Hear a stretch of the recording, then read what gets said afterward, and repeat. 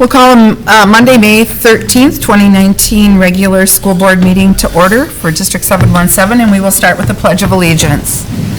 And I would like all of our students to lead us in the pledge, please. I pledge allegiance to the flag of the United States of America and to the republic for which it stands, one nation, under God, indivisible, with liberty and justice for all. Thank you. Consideration of agenda. I don't believe there was any last minute additions. There was one last minute just change in comments about 11.6. And we are going to be approving under consent the 15 policies that are mandatory policies that have to be approved every year. And we met this afternoon and just went through them. And there's 3 of them that have minor changes that I want to tell you about so that we can just do them under consent. So 9.4.6 policy 514, no, the bullying prohibition policy. There's going to be a slight change. It'll add the definition of teasing, bullying, conflict, and harassment to it. Otherwise, the policy stays the same. Number 9.4.8, 522 student sex non-discrimination form. Currently, the form lists Joe Perkle as the contact person. We're going to put Joe Perkle or designee. We're just going to add the words or designee. And then 9.4.12, policy 616, school district systems accountability. In that policy, it uses the language of No Child Left Behind, and that will be replaced with the ESSA, Every Student Succeeds Act. So it's in line with federal legislation. So those are the only notations on the agenda, so I will entertain a motion, unless somebody wants to pull something from consent. Okay, otherwise I will entertain a motion to approve the agenda as published. Okay, Mr. Ertl, is there a second? Second. Mrs. Hannon, discussion? Hearing none, all those in favor say aye. Aye. Opposed? Same sign. Pardon me? No, I didn't. I'll do that next. I'm sorry. Thank you. Opposed, same sign. Motion carries. Okay, roll call. Chair notes that all members are present except Tom Vogel, who's not with us tonight.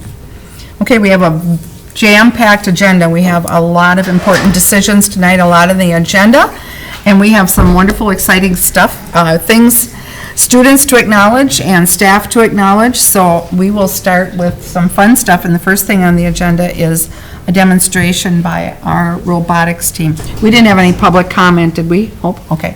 So, now, Joe, do you want to? Or Steve, yeah. Yeah. Hi, I'm Steve McClellan. I'm one of the advisors for the robotics team. There's actually 4 of us this year. Trenton Hubel, Joseph Hubel, myself, and Ryan Ichinos. We have some mentors who are with us. They're all strictly volunteers, some former students, some parents who are very involved and helpful along the way. They share their experience and their expertise with us. Another exciting year, another crazy, difficult year. It always is, but that's part of the problem, or part of the task to solve these problems. The robot that you see here in front of you was all student-made, with the exception of things that were purchased, such as hoses, sprockets, the wheels, for instance. But everything else was fabricated by the students. Almost all of it was in the shop here at school. And the frame that you see was a custom frame. It was designed on our school computers in the middle school computer lab using Autodesk Inventor, a 3D solid modeling program. Mid-County Fabricating graciously used their laser cutter, cut our design, and that's what you see for the chassis. Programming, student programs, another parent was involved with that. Our programmers, basically Mr. Anthony Canonis over here, and his father, they did a spectacular job. A lot of the designing comes from the student, as well as some mentors who happen to deal with heavy equipment, so that's where you might see their input in how this machine works. Anthony's going to take a few minutes and he'll kind of explain the game, what it was supposed to do, and then we'll give a quick little run around, and then we'll open up if you have questions.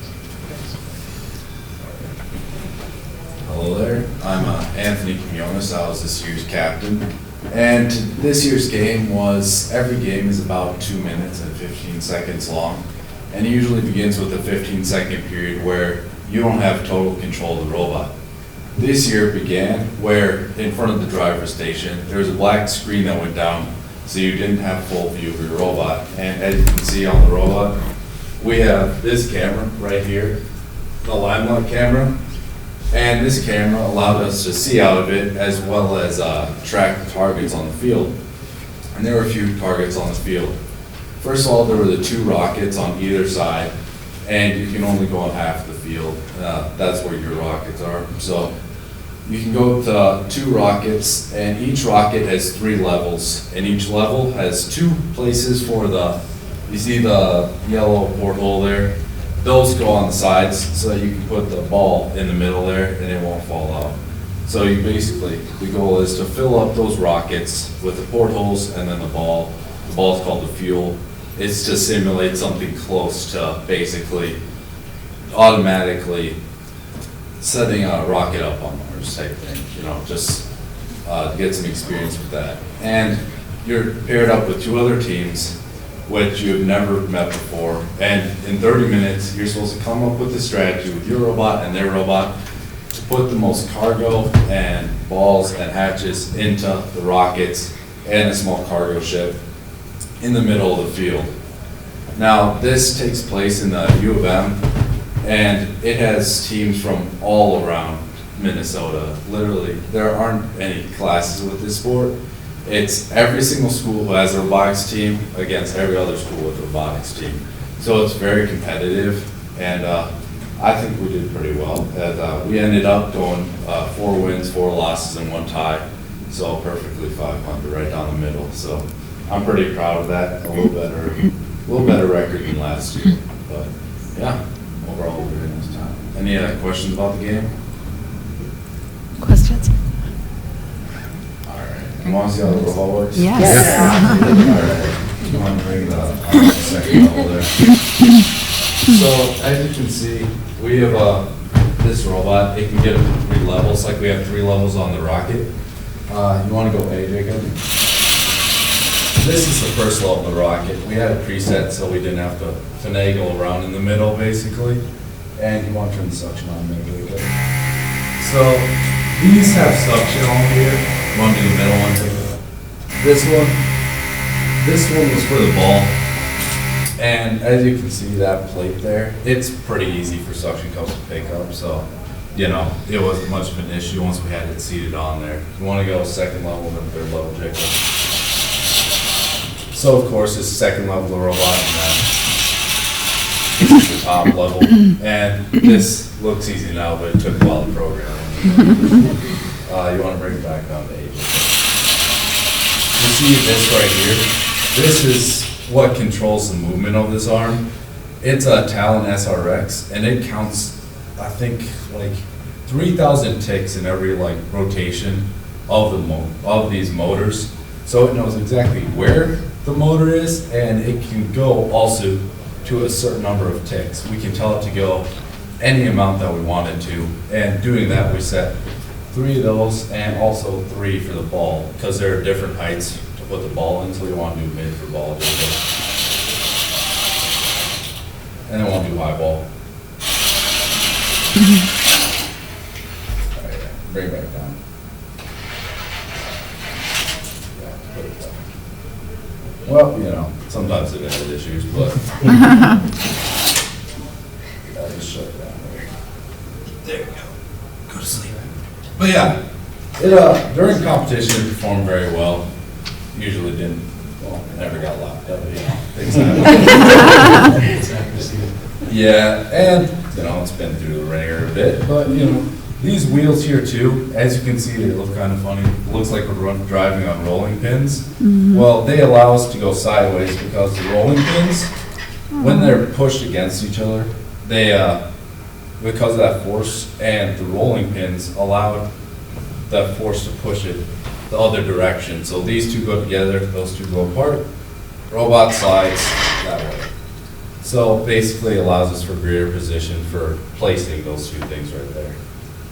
So overall, and as you can see, we got another Talon SRX down here, and 4 for the wheels, and then all the brains back here basically. So yeah. Any other questions? As part of the competition, do they still have at the end, or during it, when they did the climbing thing? Is that Yes, still part of it? There was a climbing part at the end of the match where it was 3 levels of boxes basically where you could climb up. But this year we decided to focus on scoring. As you can see by this head, this is a pretty heavy robot, 124.9 pounds, and the max is 125 pounds. Yeah, just imagine how much it weighed with all these holes back in there. You know, it was we basically cheese holed this thing pretty good. But no, yeah, some robots were able to climb the time, but we decided against it. Okay, good. Overall, it's just a great experience to learn a lot of stuff. It has to do with STEM. I learned more with programming than I have in like school. So, you know, I learned a lot of stuff. Like, as you can see, there's welds all over this robot. There's machine work, lathing, there's planning, there's CAD design. It's a lot of disciplines go into making this work. So did you guys do all the welds and things like that? Yeah, TIG welding in the shop. And Jacob did most of that there. And of course, these guys here also helped with every part of this robot, you know.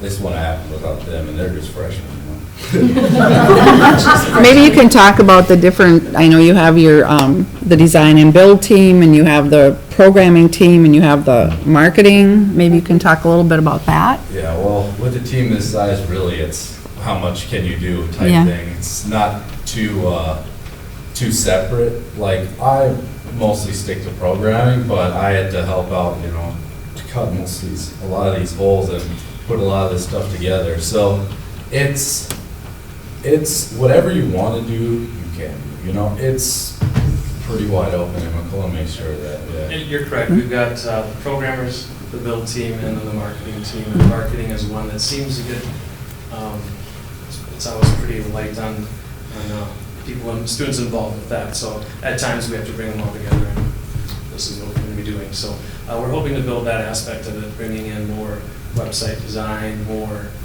people out in the community and kids getting involved through that way. Speaking of students, we have about 20 students in and out this year. I would say in and out. Sometimes the programmers don't meet every day. Sometimes they've got other activities going on.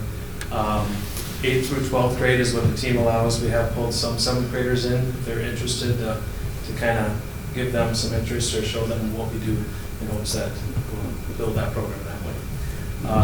The same group of students and this robot will be at the Scott Fair again this year for 5 days presenting. This team does a nice job of getting the county teams together, exposure to robotics, bringing in the VEX robotics in different sizes, shall we say, for different age groups. Questions? How is your group funded? We get, it's $5,000 just to enter the competition and get the basic kit of parts, and Tenant Company graciously provides that every year through a rural grant. Otherwise, it's fundraising, going for scholarships, sponsorships, I guess I should say. Seeing if we can scrounge up some money here and there. The Booster Club did an awesome job this year, pulling us in. Didn't really know what that was about, but that was a big help because we purchased quite a few items this year. So That's awesome. nice. I know that, like Farmington, their robotics team made some national news recently by designing a wheelchair. What would it take to go in that direction a little bit?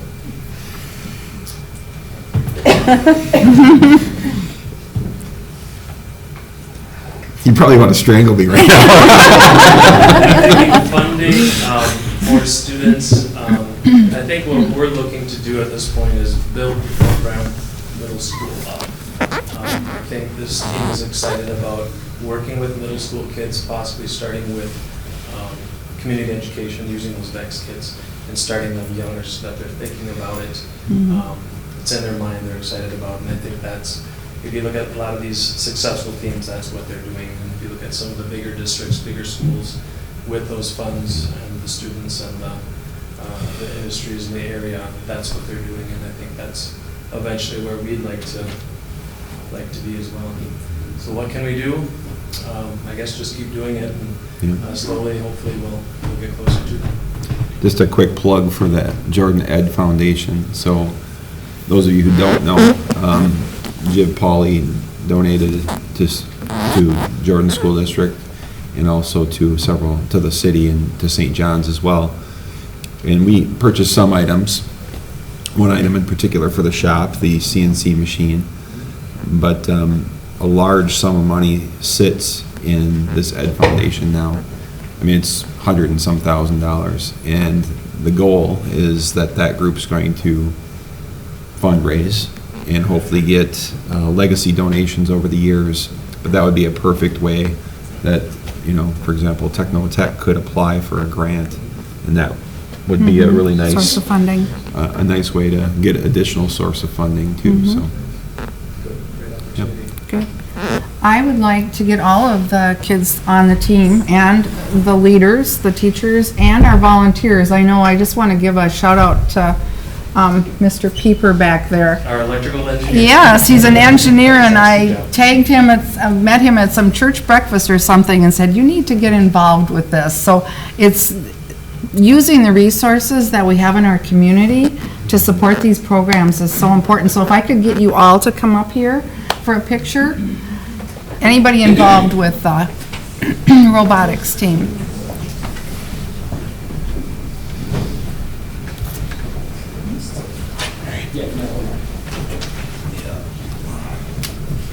Yeah, we're gonna need to either be around it or, not, yes, we want it in there, but not anybody behind it. And then if I could, how many of you are seriously thinking about going into either computer science or engineering? Yeah? Nice. Awesome. Great. That's good. Well, yeah, that's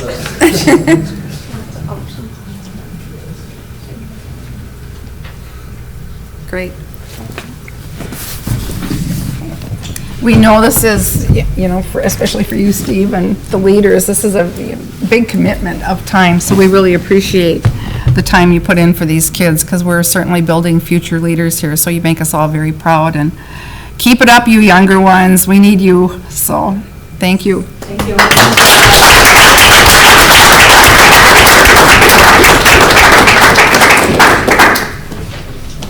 have to dismantle it to get it out of here. We'll look for you at the fair.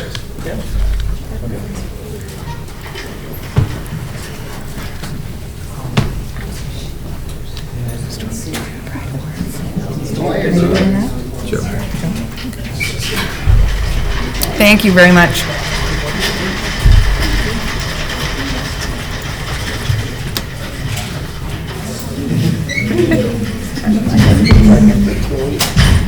If you ever have a chance to go to that competition at Mariucci, it is the most fun day you will have. A lot of teams have mascot cheerleaders that dress in costumes, and it is a hoot the whole day. And the cooperation between all the teams from across the state, if somebody needs a part or loses something, just the camaraderie is phenomenal. Great experience. Next on the agenda is our Jordan Pride Awards. Mr. Perkle. all right. Thanks for having me. This is always one of the best days for me, is to celebrate some of the positive things we're doing. We have such a diverse group today, as you can see from our robotics demonstration. So this is fun to celebrate some of the good things we have going on in our community and in our school. So first thing we're going to start on is our adapted floor hockey. As many of you know, we co-op with New Prague and have the opportunity to compete in the adapted floor hockey tournament. This year, the team finished in 3rd place at state. One of the highlights for me was going to New Prague for the Pep Fest. They have the entire school, they have the band, and the entire team out in front of the whole student body, and they are going crazy. So that was a really fun experience, and really we were there to celebrate our Jordan student, Brianna Stark. Our goalie, 2 times, she led her this year. This is her 2nd year, and is goalie on that team that finished 3rd place at state. So at this time, I'd like to present Brianna Stark with the Jordan Pride Certificate.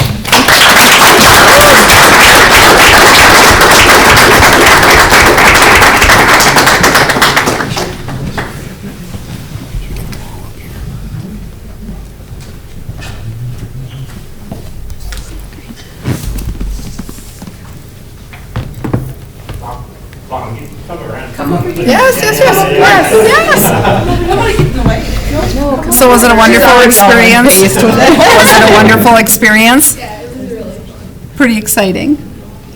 We're very proud of you. Congratulations, Brianna.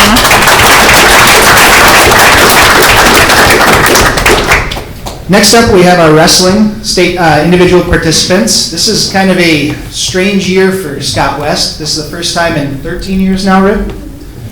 We were not there as a team, but I do think one of our assistant coaches tallied up all the scores from individuals, and had that have been a team tournament, we would have finished in the top 3. So although we were not there as a team, we were well represented, and still a very strong year for Scott West Wrestling. So I do want to let Coach Ripley come up and say a few things about our state participants. Coach Ripley.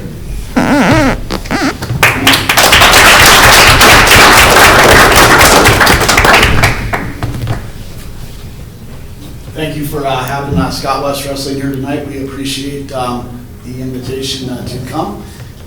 Real quickly, it is more than just the state individuals that did very well.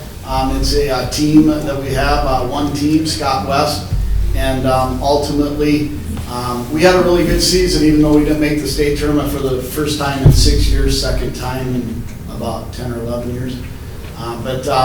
Anyhow, we did go unbeaten in the regular season, and we're 12-0. It's only the 5th time in Scott West Wrestling history. This is we just completed the 29th year, so it's the 5th time we've gone unbeaten in the regular season.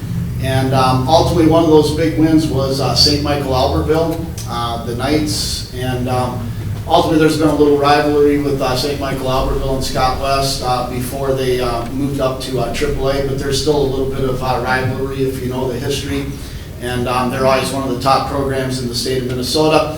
They came here to Scott West at Jordan last year, and they beat us by like 10 points, and they went on to win the AAA state championship. And then this year we went up to St. Michael Albertville, and it was STMA alumni night, and they were celebrating 50 years of Scott West Wrestling, or 50 years of St. Michael Albertville Wrestling, and we again are 29 years at Scott West. But it was STMA 50-year celebration, and back in 1996, if you know the history, STMA beat Scott West in the first round of the state tournament, and Scott West was favored to win that meet. I wasn't here yet at that time. I came in 98, 99. But anyhow, STMA kind of upset Scott West in the opening round of the state tournament in 1996.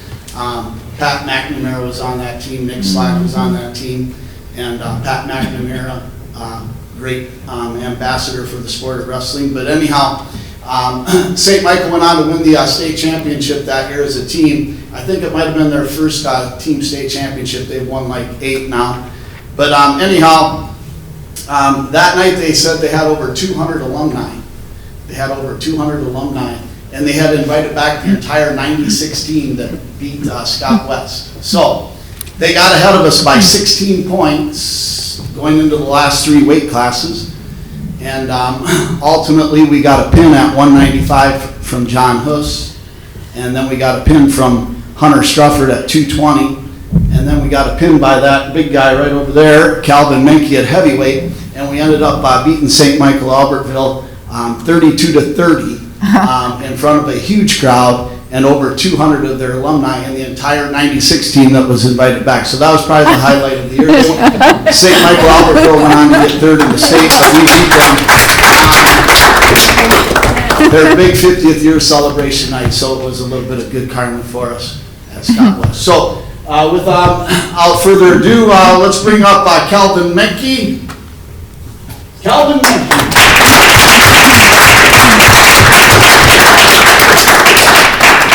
I think Calvin wrestled to a 45-4 season record, and ultimately he won the Minnesota Christmas Tournament, which is one of the most prestigious tournaments in all of Minnesota and actually the nation.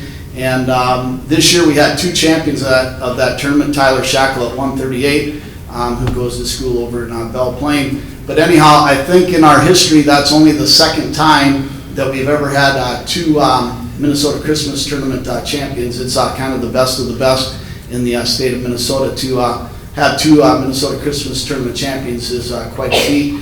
And so Calvin Menke won the heavyweight division. He got a big win over a kid from Apple Valley, Ty Kim. And Calvin then went on to place third at the state tournament championships in the XL Energy Center.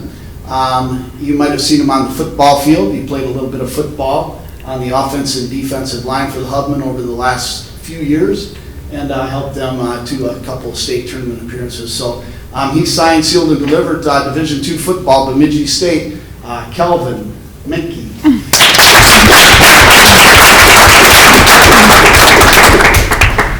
Not with us tonight is John Huss. I mentioned John Huss with a big pin against St. Michael Albertville on that night to get the 18-point rally started. John Huss then the following Thursday night. Some of you may have been in Northfield that night, and John Huss again did the same thing and got us another big pin. We rallied from behind Northfield 16 points as well, and won the last four matches, two of them by pin, one by this guy. And ultimately we beat Northfield 30-28, and they got fifth in the state tournament in AAA. But John Huss, he's our most exciting wrestling award winner over the last couple of years, and a lot of big moves. And ultimately he had a great finish to the year and finished sixth at the state tournament at 195 pounds at the XL Energy Center. John Huss. Accepting on behalf of John Huss is Calvin Menke. And we'll come to our third state individual place winner, and that is a junior, and his name is Jay Stemmers. And Jay Stemmers, unfortunately, is unable to make it tonight. I know that this morning he had knee surgery, so we're wishing him a speedy and well recovery. Jay Stemmers placed third in the individual state tournament, and ultimately he got a huge win in his third place match over the Assembly Spartan wrestler. He was down by a point with time elapsing.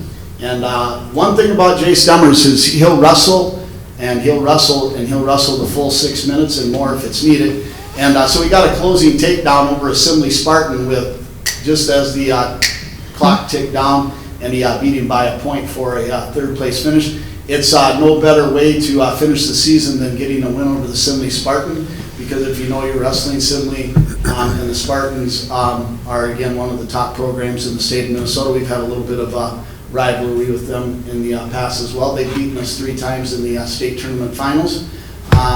So anyhow, it's always good to get a win and finish your season with a win over a Assembly Spartan. And Tyler Shackle, when he won the state championship, he also got a win over a Assembly Spartan. And so that was great as well. Our other state place winner was Justin Stoffaker, and he placed third at 126 pounds and finished up with a great career as well. So it was overall a very good season for Scott West. We finished 14-1 in duels. We took 5 individuals to the state tournament. All 5 of them placed. It's only the second time we've ever done that as well. It happened in 2013 as well.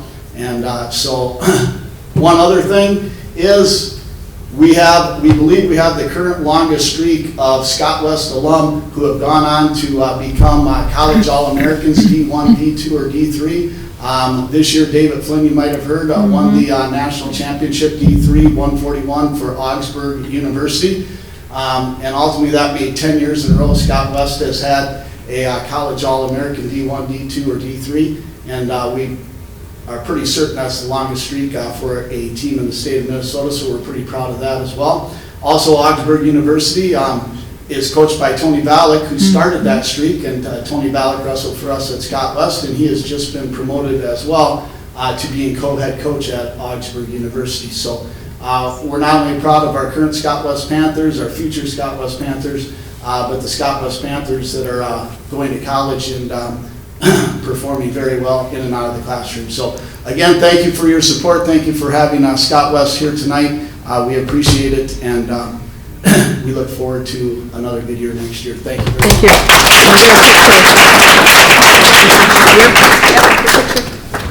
Make sure you got your name. Can't quite see Calvin's shoes, though. Great, thank you very much, congratulations. And next we have speech. Yes, we are here to honor the entire speech team, but specifically our 7 state participants. I had the pleasure of going to the state meet this year and seeing 6 of our 7 participants perform, and it was incredible just to see the different, again, going back to the diversity in the room tonight, just even within this group, with the humor, with some of the expressions, it was incredible. So we're here to celebrate those 7. So I'm going to start with Caden Bruzek, humorous.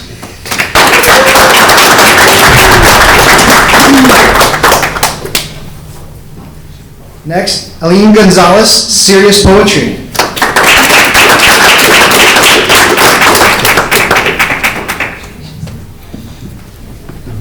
Jack Hewitt, who I do not think is here, creative expression.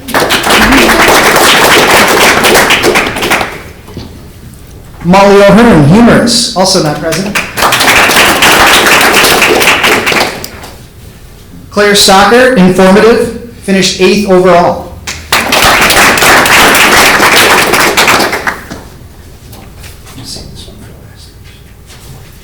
Dorian Burke, storytelling.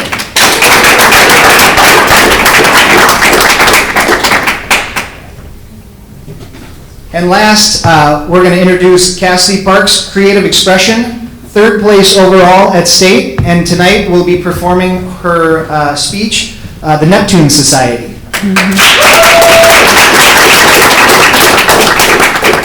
And I'd like to ask Coach Peters to come up and join the photo as well. Absolutely. This keeps going to selfie.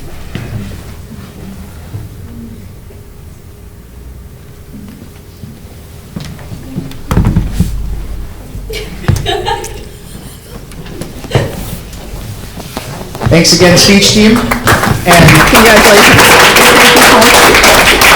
at this time, I'm going to hand it over to Cassidy to give her speech. No, we have one more Pride Award first. Oh, we're going to do that after? Yep, Okay. yep, one more Pride Award. Okay.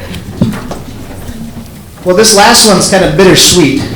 This one is former girls basketball coach Greg Deal, who is on the agenda here to accept his resignation. It's, as I said, bittersweet. Greg has provided so much to this community, not only as the girls coach, but also the boys coach for the basketball team. Greg sits somewhere around 330 total wins in his career. 3-time was it academic? Yeah. I know the list Our of girls team. accolades is long. The Section girls- academic. Yep, subsection champions, and then, and that's one of the things I asked Greg for some things to talk about, and the first thing that he mentioned was the academic piece. So Greg coached for all the right reasons. He has a lasting impression on so many alumni. They say a head coach's job is you can never really grade it for 20 years, and Greg's done 15 years, and so we're starting to see some of those alumni come back with their own children, and everyone just kind of migrates to Greg because he just has that ability to draw people in. And we're going to miss him. I know he's not going to be a stranger. He's still going to be a supporter, hopefully still a friend and somebody I can bounce things off of. But I've only known Greg for 2 years, and I feel like I've known him forever. He's just that easy to get along with and talk to. So I want to thank Greg so much. I want to thank Beth and the entire Deedle family for the support and all the work that they put in as well. At this point, I'd like to introduce former girls basketball coach Greg Deedle.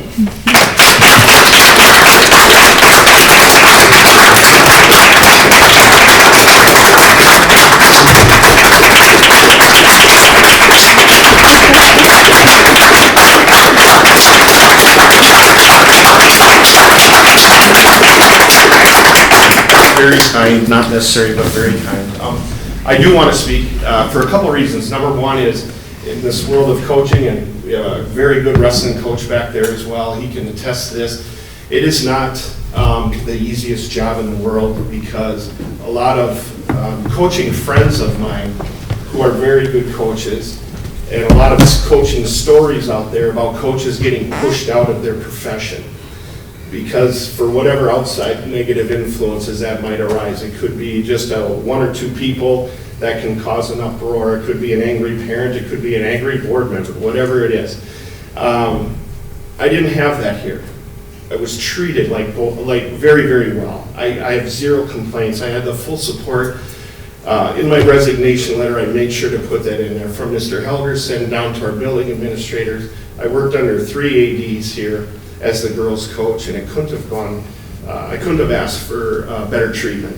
And I want the public to know that our coaches here are treated well, and I think that's important for people to know. It's a good place. I've been blessed a million times over. I'm far luckier than any kid that I ever coached, and I want people to know that as well. And it's been fun. I'm only 50. I'm resigning for now. It's the right thing for me to do, for me personally. I'm going to miss it. I'm going to miss it a lot. I hope to stay involved at some level, even as early as next year. I don't know what that means or whatever, but I just don't want to leave it. But I can't be the head coach right now. That's just my personal life and things like that. I want to be present with my son in his senior year. That lady right there has basically been a single parent for 23 years. And I'm getting a little emotional, but boy, she deserves a lot of credit. She really does. So, but anyway, thank you. I appreciate the opportunity, and I certainly will be here and support Jordan girls basketball as the best I can. So it's a great place to coach, and thank you for the chance.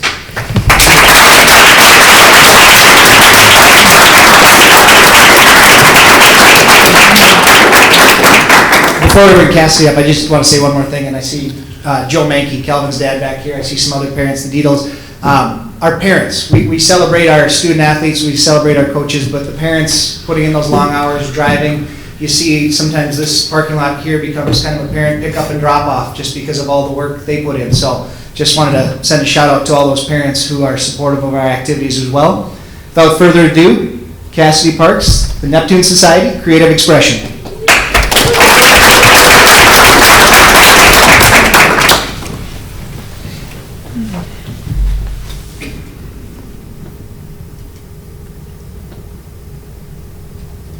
Listen to me, Jamie. You trust me, don't you? I'm your best friend. I know you better than you know yourself. How will this help? How will doing this solve anything? Please, just listen. DoSomething.org claims that suicide is the third leading cause of death for 15 to 24-year-olds, and the second for 24 to 35-year-olds. On average, one person dies by suicide every 16.2 minutes. That's a lot of people. Do Something also says that each suicide intimately affects at least 6 other individuals. Now, we as outsiders cannot begin to comprehend what is going on inside the mind of someone who wants to commit suicide. We only know our side of the story, and in this story, Jane Doe's best friend, Sammy, attempts to convince her not to commit suicide by going through a series of events that could be the result of such an act. This is the Neptune Society. Let me tell you exactly what will happen, step by step. It's a lot. Are you ready? First, it's your mom. Jane, I'm home! Jane? Strange, her car is outside. She's probably hanging out with Sammy. She'll go up to the bathroom to take a shower. Of course, that's where you did it, so there's bloody water everywhere. But she doesn't see it until she slips, hurting her hip. And then she'll see you in the tub, bloody and waterlogged. Jane! No, no, no, no, no! She manages to haul you up, but she's hurt. There's only so much she can do. Jane! No, no, no, no. No, please, open your eyes. No, open your eyes. No, no, bring her back. Bring her back, goddammit! Sam! What is all? Jane? John! Go get help! No. Don't just sit there, do something! But he can't do anything. Instead, he stares at the lifeless body of his baby girl. But he snaps out of it when he hears the front door open. That will be your little sister, Sarah. Your dad doesn't want young and impressionable Sarah to see you this way, so he goes to intercept her on the stairs and whisks her away to your aunt's house. Now, your aunt doesn't know what's going on. She just knows something has come up and your parents need a babysitter. Then they make the announcement in school. I'm sitting in the middle of class, just minding my own business. It's Spanish, though. I don't care. But then, ladies, gentlemen, staff, students, and visitors, I regret to inform you that the body of Jane Ann Doe was found in her home at approximately 3:30 p.m. yesterday afternoon. I understand that this is a very tragic time and there are counselors on staff should you need them. And details of Miss Doe's funeral will be made more available within the upcoming week. What? No! No, no, no, no, no! No, this is a lie! I just saw her yesterday! She was fine! Oh my god, no! This is a lie! This is a filthy lie! Somebody do something! But nobody will do anything. And soon they empty the contents of your locker and somebody else moves into it oblivious to the fact that that is not their locker. But that's not all. No, you died, Jane. You did this.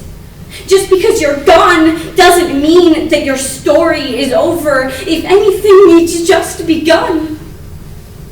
Days turn into weeks, and your family will be very different than what they used to be.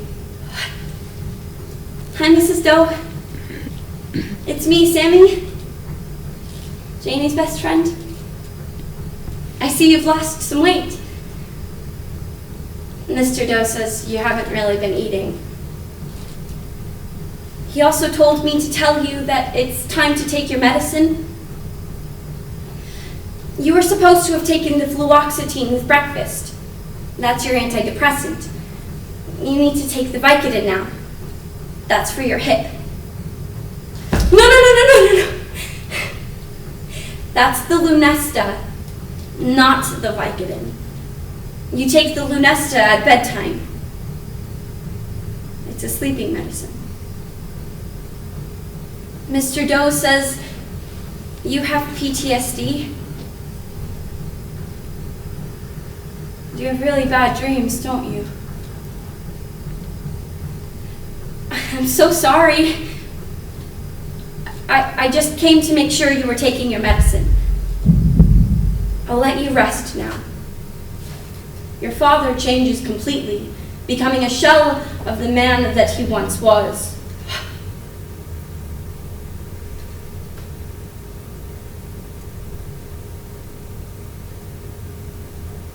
The little girl. She's gone. And your little sister Sarah can't understand why Sissy isn't coming home and now has to go to therapy. Sissy didn't want to stay, did she? Is that my fault? Did I do something to upset her? Mommy and Daddy don't really talk to me anymore. They don't really talk to each other. Now Daddy just sends me to Auntie's house when he can't handle me and Mommy at the same time, and Auntie says some really mean things. She tells me that I should just stop talking and that I need to let the adults handle it, and Sissy was never any of my business. So now I don't talk. If I don't talk, then Mommy will stop screaming Sissy's name, and Daddy will finally take a nap. Sissy used to say that naps make everybody feel better. Then again, she could have just been saying that to get me to take a nap. If I stop talking, will Sissy come home? And then there's me, the best friend.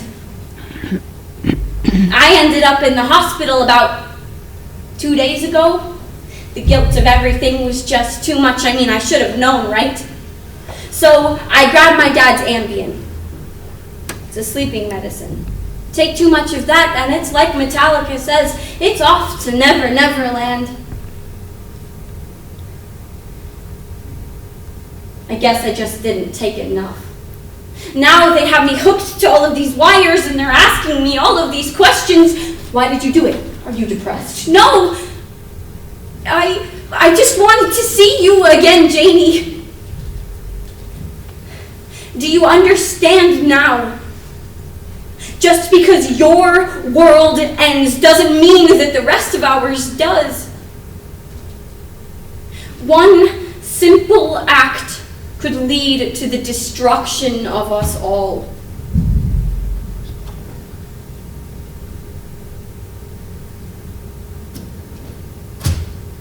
So what are you going to do about it?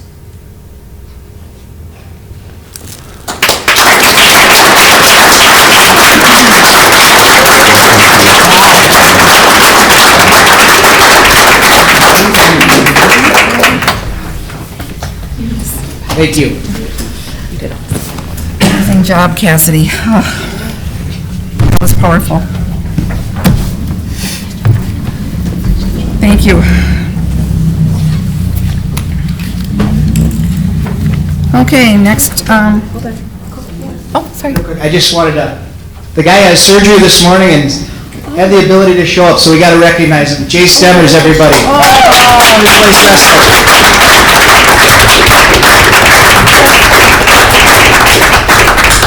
Coach Ripley, bring him up. Please, yes. Yeah. Thanks, everybody. Thank you, everyone. Great job. That's pretty amazing. ACL, MCL, meniscus. Still do. Kelvin, can we do one with Yeah, both wrestlers and Coach Ripley, too?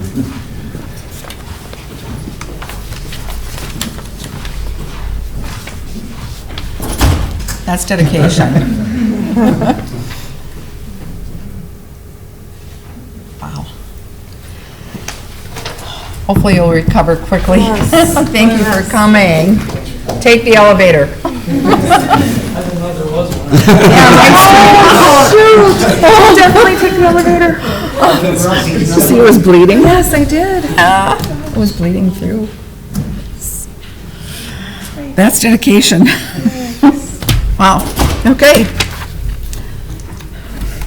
Now we have to do business after all that. So, next item on the agenda is consent. We have the minutes from April 8th, the regular meeting, April 22nd workshop, April financials, a donation from Mighty Cause for $45 for food shelf. We have the 15 mandatory policies that need to be approved every year with the 3 changes that I noted at the beginning. We have the retirement of Shelley Habeck, retirement of Brian Aldrich, resignation of middle school cook's helper Brian Truno, resignation of our head girls basketball coach Greg Dietl, resignation of our 7th and 8th grade wrestling coach Shane Peters, non-renewals for 8th grade girls basketball coach Megan Larson, and the B squad. We have an addition, so resignation, Matthew Timmons, second assistant speech coach. It was a late day addition. Okay. Second what? Speech coach? Second assistant speech. Okay. Okay, the B squad girls basketball coach Kyle Johnson, and that's just protocol that, you know, they'll probably be back, hopefully. And then non-renewal, we have one that, in a late addition that was not included, so I hope with the grace of the board, it's okay if I add this. So, Madam Chair, yes. may speak. They were on for a contract renewal, and then late today, we got a resignation. So it'd be the speech, the second assistant speech coach, Matthew Timmons.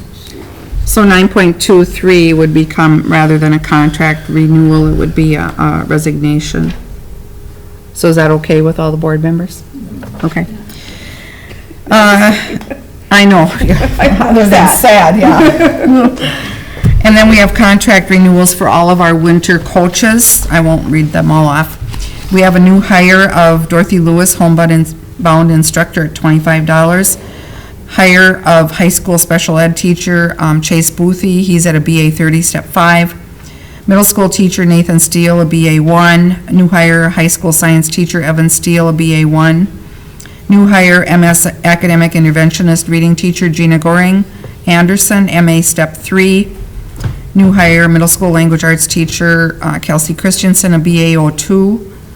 New hire middle school math teacher Alicia Lotka, a BA 1. New hire 4th grade teacher Taylor Swain, a BA 1. Sween. A new hire head volleyball coach Taylor Sween, and she would be per Schedule C.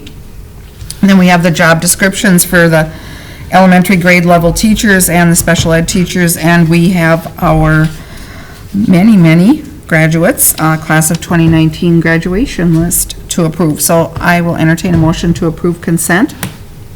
So moved. Okay, Mrs. Burke, is there a second? Second, Mr. Erdahl, any discussion? Hearing none, all those in favor say aye.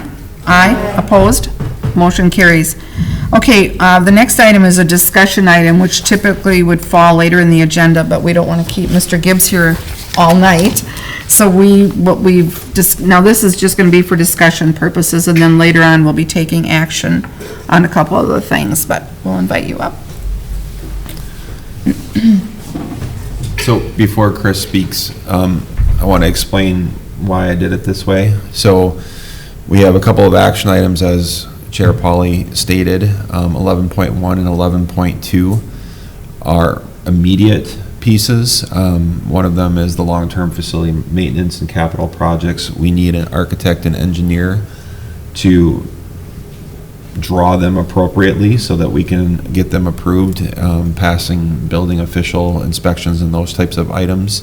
And then 11.2 is the pre-referendum contract with DLR, which has been discussed at previous work sessions.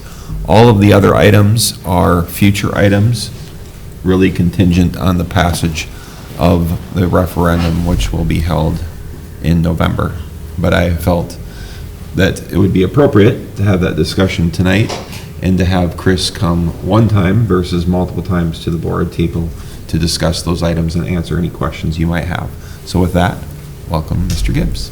Thank you, Madam Chair and members of the board, Superintendent Helgerson. It is great to be with you again, and as you probably know, I get to go to a lot of board meetings across the state and across the country, and there's some really talented kids here.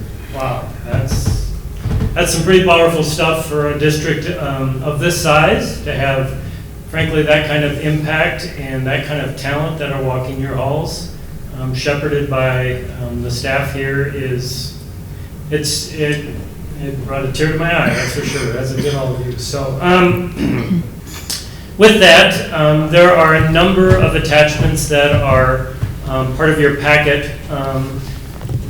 We have created a package that allows the district to have the review of each individual project or group of projects within whatever may be coming down the line, and be able to analyze those individually, all under the umbrella of a master agreement. So within your packet is a 70-page or so master agreement that covers all the legal things that protect both the district and DLR group and subsequent contractors and people that become part of any process. That's all under the AIA agreements, which is standard protocol for the agreements as such. And then that covers all the basic pieces, but it doesn't cover the specific scope and fees associated with individual projects. So all the rest of the pieces are individual amendments, and those amendments are packaged to allow for fees to fluctuate based on the complexity or the simplicity of the project, and to allow us to pull off certain specific pieces of projects that we may want to need to do or part of the process that will allow us to understand how the big package, and therefore allow the board and the superintendent to itemize and look at each one of those pieces, and therefore separate and track each one of those pieces from an accounting perspective as we proceed, both for the work that will be done this summer and leading up to the referendum, in addition to potential work after the referendum. So the intent of it was to give all of us a legal document that we can all lean on and be able to look at each one of those individual components separately and align those separately, and then be able to track those fees and the professional services that are associated with them all the way through the process. I believe that is about as short as I can do in regards to categorizing the 100 pages of stuff that you have in front of you, and would open it up for any questions or comments the board or Superintendent Helgerson may have. Okay, open for comments or discussion. That's going to be an action item for us in a little bit, so.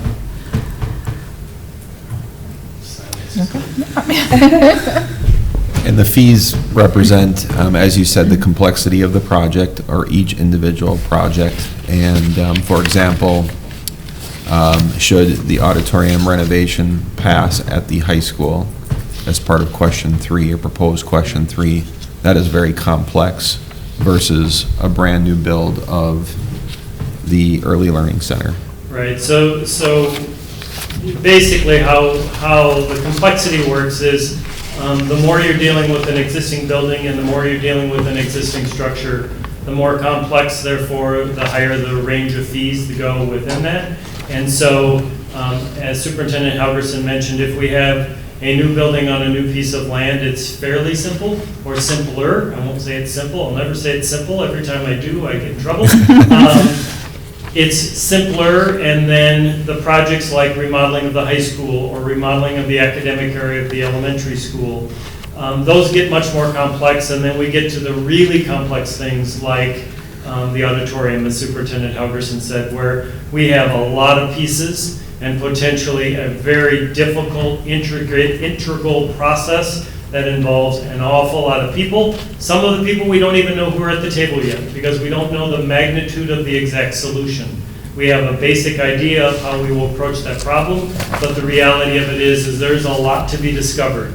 That's what the design process is about. So we're setting the parameters for us to understand the magnitude and the complexity of those.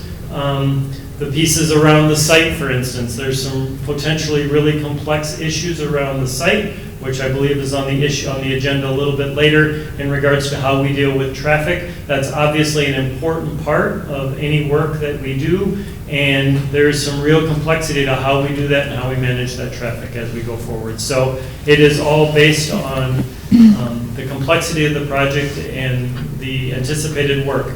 It is also fair to say that as we go through the process and that complexity may become simpler, then we all collectively can come back to the table and say, let's reevaluate that. That project wasn't as complicated as we thought it would be, and we have the opportunity to reevaluate that leading up all the way through bid day.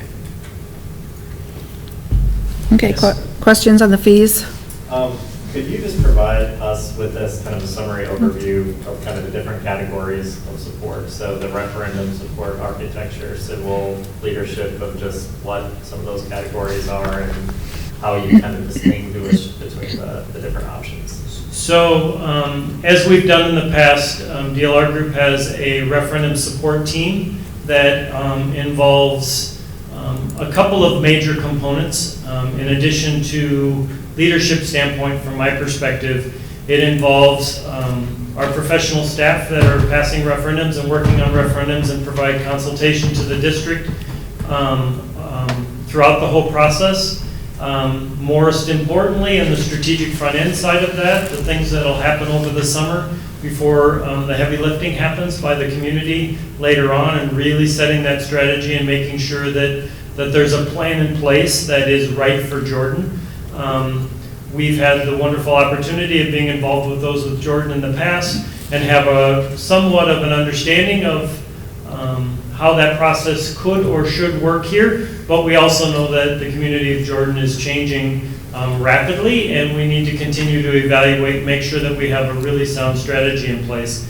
In addition to that, there is a team of people that are working from a graphics perspective in support of the district staff in regards to producing of information and producing of documentation that can be distributed or printed or posted on websites or Facebook pages and all the other kind of things that happen. So those two support mechanisms are the big piece. The pre-referendum package includes architecture pieces and civil engineering pieces, and most of that work, if not all of that work, is based on the work on the South Campus. So the new property that the district purchased a couple years ago. And the intent of all of that work is to make sure that we are being as competitive as we can be in regards to issuing bids for, in regards to timing as the spring weather comes around next spring after a successful referendum. We want to make sure that we have the ability to match the market, and if there is an opportunity for us to see a soft market and bid that work earlier and save the district some funds at the end of the day, it will be a huge benefit to allowing us to provide a good, solid sequence of events to lead us to completion of the rest of the architectural drawings, the rest of the mechanical engineering drawings, to have a sequence that would say we're going to start earthwork, and after we do that earthwork, which includes obviously grading and things like moving dirt and all those things, but also all the things underground. All of those things have to be developed, and we can't do that in isolation without knowing what some of the building pieces are, just so we start to size things more correctly. Now, obviously, no final decisions will be made because nothing is being bid till after the referendum passes, but we want, the more time we have, the sequence of those drawings, it just takes time. And the more you condense it, two things happen. The opportunity for overlap and mistakes happen, and it takes away your flexibility on when and how you might bid that. We have the ability to say that if there was an earthwork contractor that had some flexibility in their schedule, we could bid that piece of it relatively easily and reap the benefits of that. Or if we see that they're really busy now and we can push that off, we have the ability to dictate that instead of the contractor's dictating that back to us. So it provides the benefit of a cleaner schedule and a more thorough documented process, and gives us the driver's seat in regards to when we want to push those things out. Not necessarily we have to, because we have to get the building started in a few months. So it's giving us an enormous amount of flexibility and making sure that we understand any precursor issues that may be coming up earlier in the process. If I could add, Mr. Gibbs, I think one of the big pieces for the civil is also working with MnDOT. And while the new campus is new construction and potentially easier, the complexity lies in how we get traffic in and out of that piece of land. And we're dealing with a state highway, which is currently under construction on phase one of multiple phases. We understand that the two bridges coming into Jordan will be replaced within the next several years as well. So getting on the front end of this is really important, and working with them so we have a plan that's cohesive with not only the state, but also the city of Jordan. So. And as you might imagine, both the city and the state have been very cooperative to this point. You would believe that they would continue to be cooperative, and there's no reason to believe that they won't, except on the state level. Sometimes their schedules may not align directly with approval things. So the sooner we can get in a queue to understand the magnitude and the ramifications and all the things that may go with that, the better off we are. We're not probably going to have final decisions, but as you might imagine, there is a process that needs to happen within that state entity for us to understand what needs to go in up front, how those things need to be aligned and coordinated, and then make sure that we can make great decisions right after the referendum passes. Other questions? Anything else? And did I answer your question on the pieces? Perfect. Okay. Great. Any other questions for Chris? Awesome. Thank you. Okay. Thank you very much, Mr. Gibbs. Okay, so we will move right along to 11.1, action items. And we will review and act on the contract with the DLR Group for the summer 2019 long-term facility maintenance and capital projects design work. This is as shared. Mr. Bezick was here at the board meeting last month at our workshop meeting, talking about long-term facility maintenance items and capital projects. We have the elementary boiler and chiller project, as well as a potential project here at the middle school to remodel a classroom to include a quiet room. So we need to have approved drawings of those pieces. So what this request is... It's a not to exceed time and materials $10,000 request. Is it 10 or 12? I thought it was 12. 12. My bad. Yeah.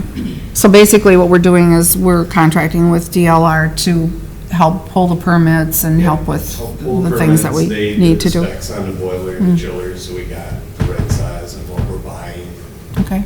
Getting contractors. Okay. I will entertain a motion. Okay, Mr. Langheim and Ms. Patterson, I'll give you the second. Okay, questions or discussion? Okay, hearing none. All those in favor signify by saying aye. Aye. Opposed? Motion carries. Okay, review and act on the pre-referendum contract with DLR.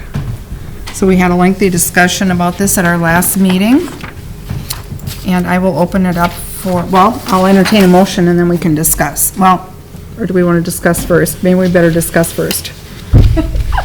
That's true, because we don't know what we're going to... That's right. Okay, we'll discuss first. Okay, I'll open it up for discussion. We heard Mr. Gibbs' presentation, and we had a lengthy discussion at our last workshop, so I will open it up.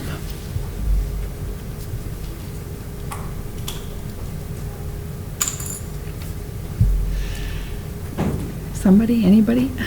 Well, I think we pretty much had a lengthy discussion during our workshop, and so I think that Matt brought forward what we were talking about at the, I think it was 75. I brought 75. You certainly can modify that to any amount you wish. Thinking more 65 or thinking?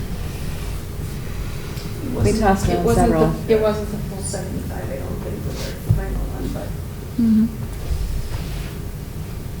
Some were comfortable with 75, some were comfortable with Yeah. 70, some were comfortable with 65. So I brought 75 with the idea that tonight's motion could modify that dollar amount if you so choose.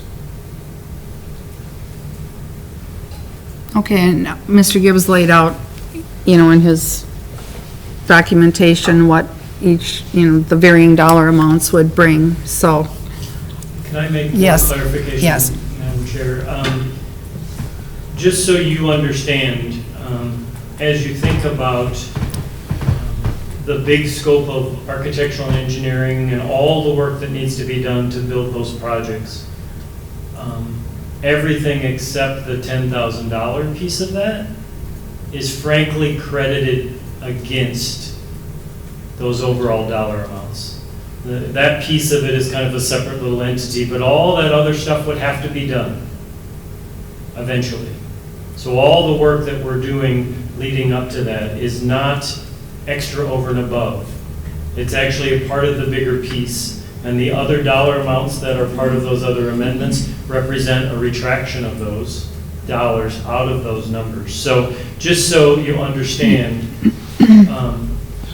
it's not being wasted. It's just being done on a schedule that allows us to be more aggressive and put us in the driver's seat later on.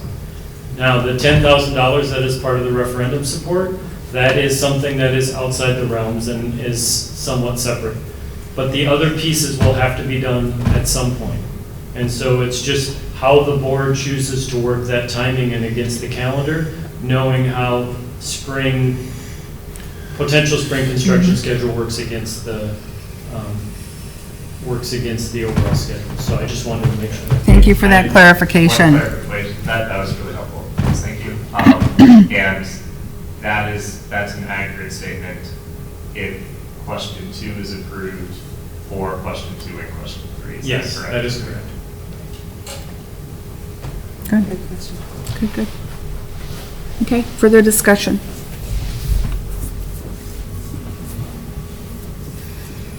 I'll share my opinion. This was the same opinion I had in the workshop. I think that we as a board in district leadership need to think about, is this something that we're serious about? And if we're serious about it, then we need to give our full 100% and do it right. I think it makes a lot of sense for the community. I've kind of laid out why I think that is so. And so I'm supportive of the 75. I think what Chris shared in terms of how these dollars are going to be used pre and post vote provides that much more assurance kind of in my mind. So that's kind of where my head is. Okay, thank you. Other thoughts? Budget-wise, we've got on all 3 options. We can support all 3 from the budget this year. We're good. Okay, further thoughts? I guess my question, and I believe we answered this at the last one, but I just want to make sure I'm clear. If hopefully obviously the referendum does pass, but if it does not, then do we reincur any of these costs? Obviously the $10,000, because that's referendum support, but if we run another referendum. So, I mean, do you understand what I'm saying? So you're asking if whatever amount we come to, if it doesn't pass the first time, does that carry over to the second time? Will that be recouped in our? So what I would say is that the 65 is going to be spent no matter what on the design side.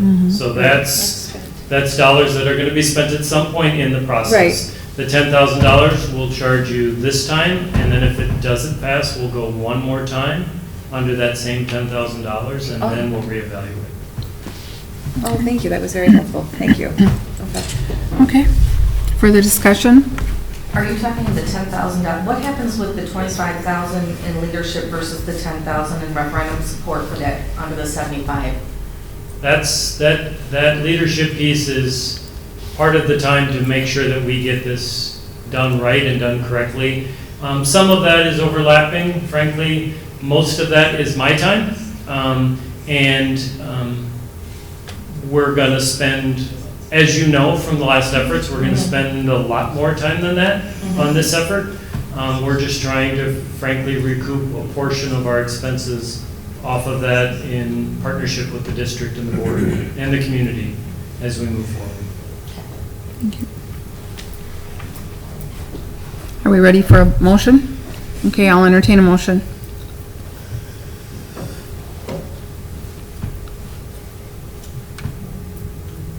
I move to go with option B, selecting, or option 3, I'm sorry, 75,000 in our past history working with DLR. I believe that as a board, as a district, and as a community, we've put our trust and with them.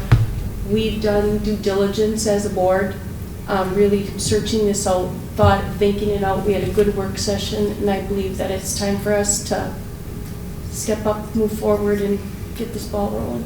Thank you, Mrs. Hennon. Is there a second? I'll second. Okay, Mr. Langheim seconds. Further discussion? Hearing none, all those in favor of going with option 3, the 75,000 with DLR, signify by saying aye. Aye. Opposed? Motion carries. Thank you. Thank you, Mr. Gibbs, for being here. Okay, review and 11.3, review and act on the cooperative traffic study on Sunset and Aberdeen with the City of Jordan. Mr. Helgerson. A number of us could speak to this as we were part of the city and school partnership meeting, which I want to publicly thank the city for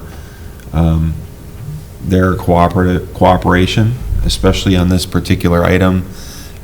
It really shows the spirit. I think I'll call it a new day in Jordan 6 years ago. I don't think I could have said the same thing sitting at the city and school meeting table, but certainly a lot of cooperation. So this particular item is a traffic study to be done on Sunset, which is right out in front of us, and also Aberdeen, which runs to the west side of the elementary school.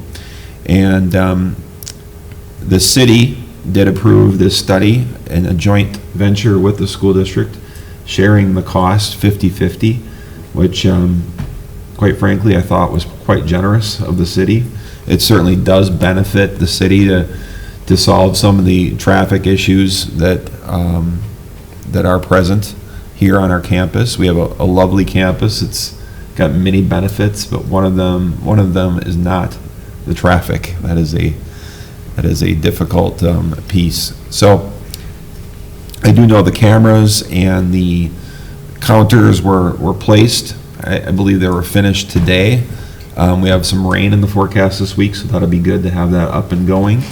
And they'll collect that data, and we'll be working with the city's engineer, Bolton and Mink, and they will share that data with DLR Group and their engineers as well as we look for a solution to our current North Campus and all the traffic associated with this campus, especially from that 7:30 a.m. to about 8:15 a.m. and then again from about 2:30 till 3:30 p.m.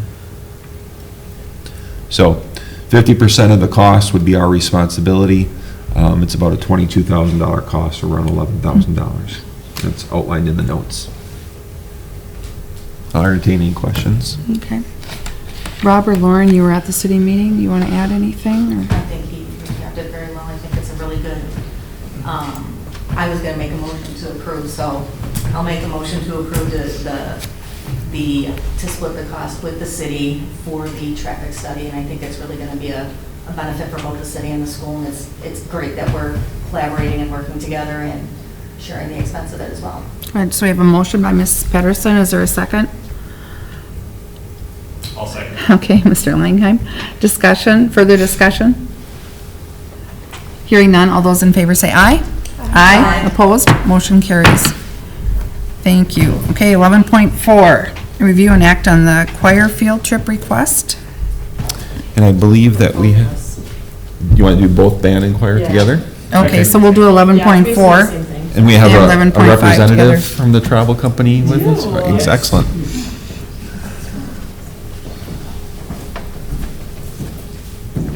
So this is Michael Pileggi, President of Performance Tours. This Hi. is the Hi.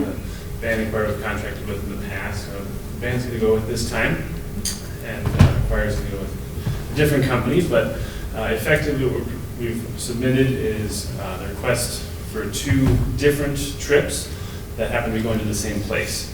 There's a band or a trip, a request to go to Winnipeg over spring break next year, and then a request for the choir to go to Winnipeg as well. It would be offset by a few days.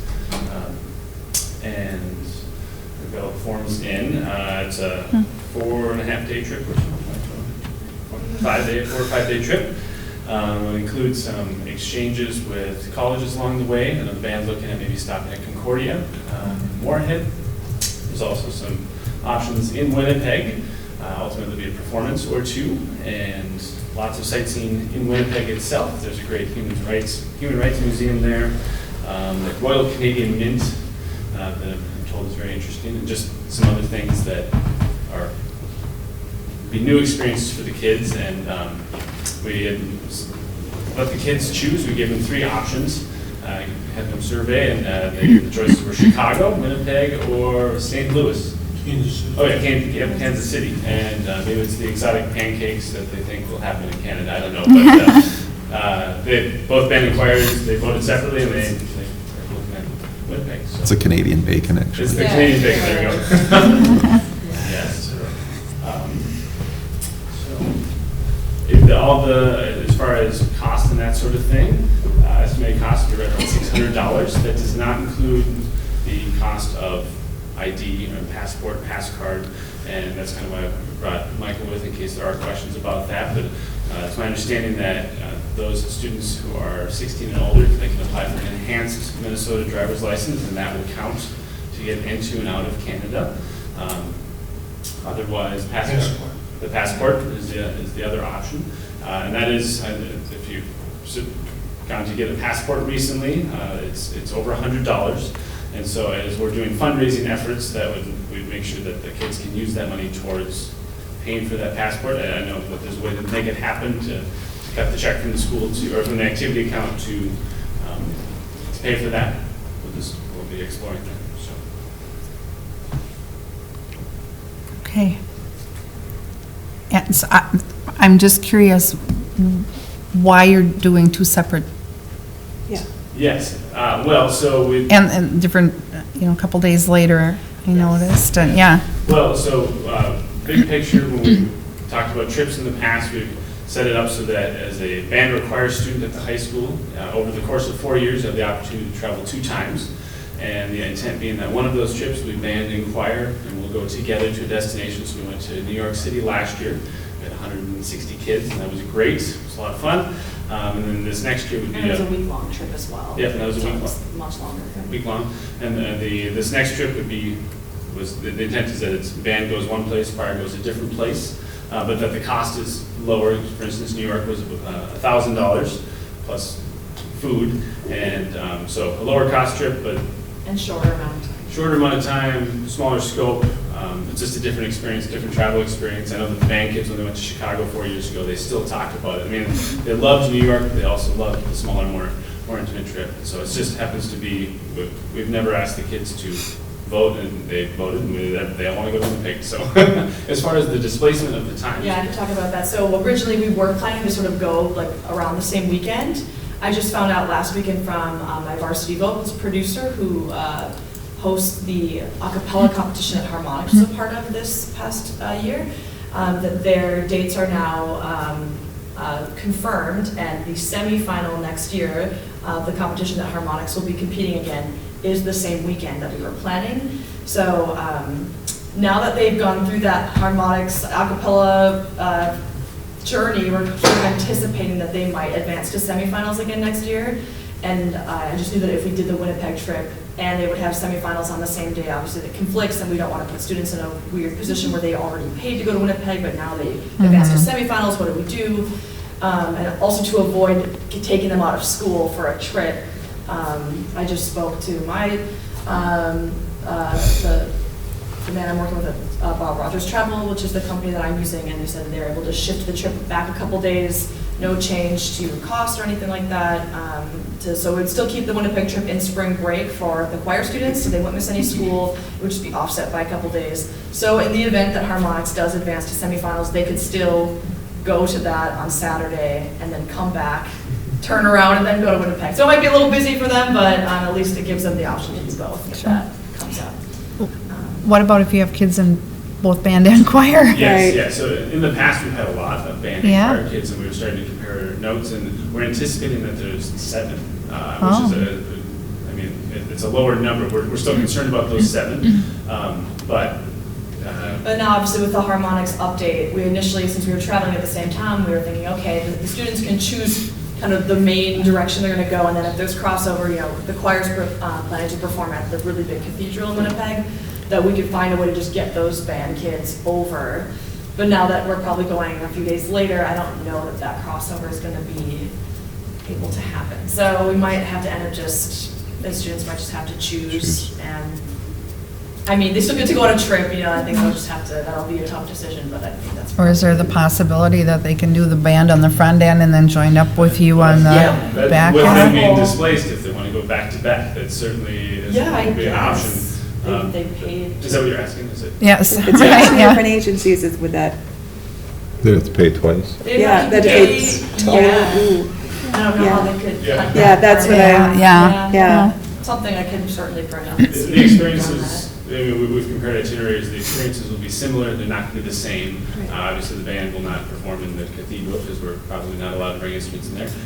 But for instance, the band will probably, the Winnipeg Symphony Orchestra does a kind of performance, almost looks like a clinic with students, if that's, for beginning with that. And so there's some unique experiences. And at the Museum of Human Rights, there's this place called the Garden of Contemplation, and they do allow vocal groups to perform there.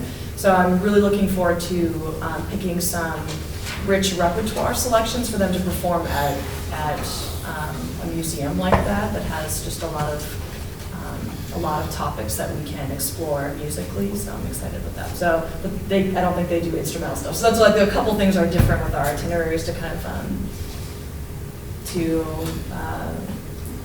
apply to just the choral world versus the time world. And so it'd be coach buses, and this is where you come in. Do you want to fill us in a little bit on? Yeah, we use coach buses for a trip like this. It'd be one driver because it's about an 8-hour drive up there. Okay. And there are certain steps you have to follow to get in and out of Canada. And we brief the director on the forms and what has to be done. At the end of the day, they want you to come in because you're going to spend money. But, you have to have everything organized, which we will have, we always have. And it 100% depends on the people at the border. If they're busy, if it's a young person that wants to go by the books, if it's an older person that, has been doing it for 30 years, is a little more lax, so we just try to be flexible when we get there. But, I had a group there one time, do you have this? Yes. Do you have that? Yes. No. I had everything they wanted, so it was smooth sailing to go through. Great. Questions? Opportunity of lifetime. I've never been to Canada, so I thank you. Yeah, I think it sounds very exciting. And it's kind of the local exotic. It's an international trip, but it's still. Doesn't feel too far away. Yeah, it doesn't feel too far away, but I think I know that I personally have not been to Canada, but in talking with Michael and the opportunities that are up there, it looks like it's going to be a lot of fun. And I'm actually planning to go the first weekend after school gets out. my husband, who's also a band director, who's planning to take his students to Winnipeg at some point in the future. So we're actually going to go and do the whole itinerary just to kind of check it out so that I can say, you know, I've been there. I mean, obviously you've done that too, but I have some of my own experience to kind of relay to parents. Like, I've walked the walks, I've seen, you know, what's going on, and I think that'll help too. Out of curiosity, how much fundraising do the kids do? Yeah, good question. So traditionally, the kids have the opportunity to fundraise as much as little as they want. So we found that some parents like to just cut the check. Other students, that's the only way they can go, as if they fundraise. So traditionally, we've done Mintex fruit in the fall, and that's been very popular. We anticipate to continue doing that. The other one that it's also been popular, but we're trying to find a replacement for is the Club's Choice Frozen Food. It's a cookie dough fundraiser, pizza fundraiser, that sort of thing. We're in contact with Canterbury Park. They have a fundraising opportunity. It's kind of, if you've ever worked the Twins games, it's kind of the same thing. You sign up for X number of hours you want to work, and it's a flat fee. I think theirs is $10 an hour, and so it's a local place that students can and families can just work at. It's guaranteed money as opposed to, as you know, with fundraisers. You can go out, I don't know, you can hit up your coworkers or whatever, and it's not guaranteed you're going to get anything, and then even then the returns aren't as great. But a lot of the kids, so the kids have been funded. The kids that have the opportunity to go next year, they've been able to fundraise since they were in 7th grade, and they've had the opportunity for twice a year, every year since then. And so as 9th graders, they've had 4 plus the 2, so 6 fundraising opportunities, and then all the way up to the seniors. I've got a couple of 8th graders right now that they can pay for the trip right now. Now they're the exception, so I'm not going to stand with them, but the fundraising's there, the money's there. We've also been, at least on the band side, been very fortunate in the past when there's been some kids that really want to go. Money's been a challenge. It just so happens that there's been other band parents that have said, hey, here's a check. Can you get this to somebody who needs it to cover the cost of the trip? And so at that point, then approach the student and the family and see how much can you cover? Can you get half? And so then when we start talking about that, able to whittle down the cost. So I can say that every student that we've had that has wanted to go on a trip like this in the past, we found a way to make it work. So, perfect. Great. And I'll just do one quick plug. Both of you reach out to Tina Davis at the Booster Club. It's where we're trying to get the word out a little bit more. It's not just the sports, it's activities too, and there's a lot of opportunities. I think you know about that one. Yeah, with harmonics, yeah, definitely. But it's a great avenue for the kids. It's a good kind of intersection. So just something to kind of be thinking about that from that perspective to give kids this opportunity because it's awesome. Thank you. Further questions? Are we ready for a motion? Okay. I'll entertain a motion to approve both the band and the choir trip. I'll motion to approve both the band and the choir trip. Okay, Ms. Pedersen, is there a second?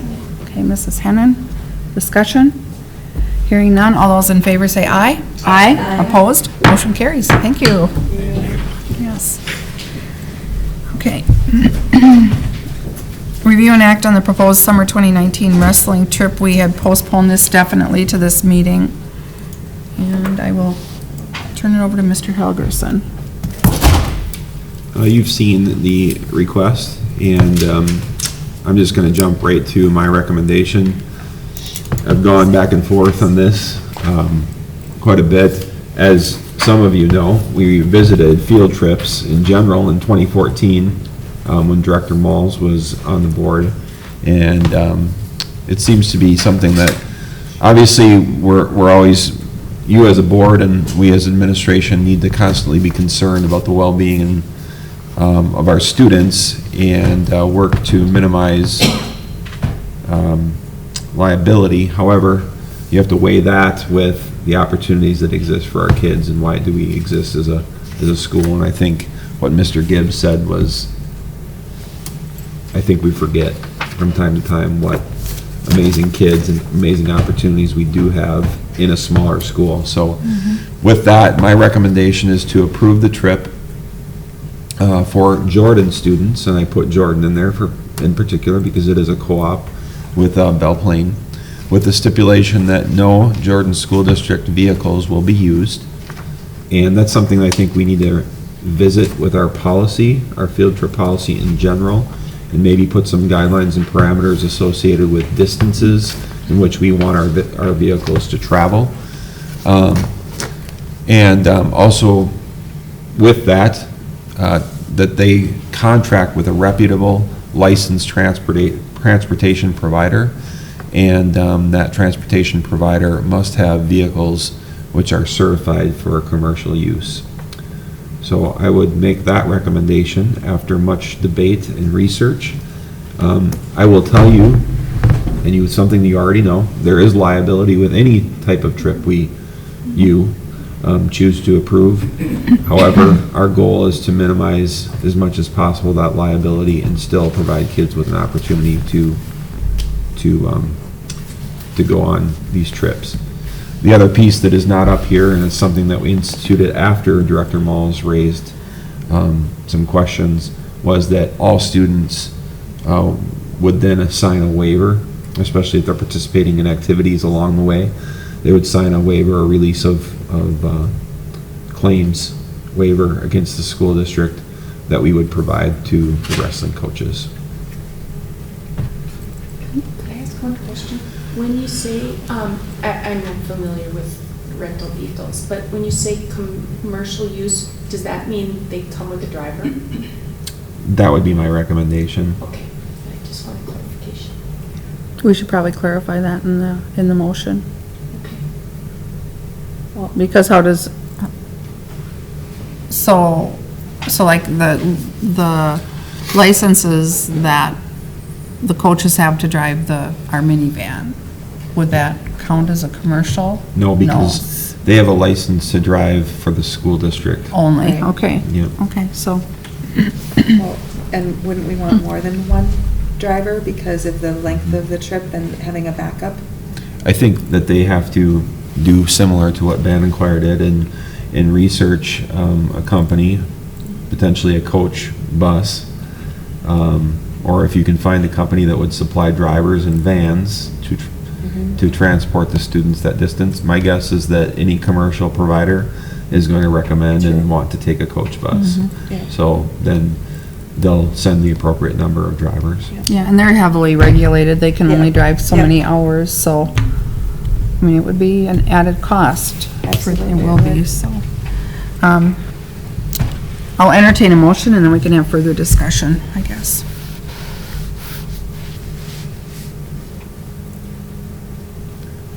I'm not sure how to word the motion, so anybody want to take a shot? I think you can just, Motion to approve the Scott West trip with the recommendation or the stipulation that they use commercial vehicles and research that avenue for transportation. Did I cover everything? That it covers only and- our students only, Jordan Covers our students. only. They sign a waiver, and reputable transportation company with the requirement needed for driving. Does that cover it? yes, Does that cover it? I think so. Okay. Is there a second? I'll second. Okay, Ms. Hannah seconded. Is further discussion? Okay, hearing none. All those in favor say aye. Aye. Opposed? Motion carries. So do I sign this or not? Because it's you know what I mean saying? Just write with amendments, and then we'll attach the amendments to it. Okay. Okay. Okay, review and act on the revised FY19 budget. Ms. Haferman?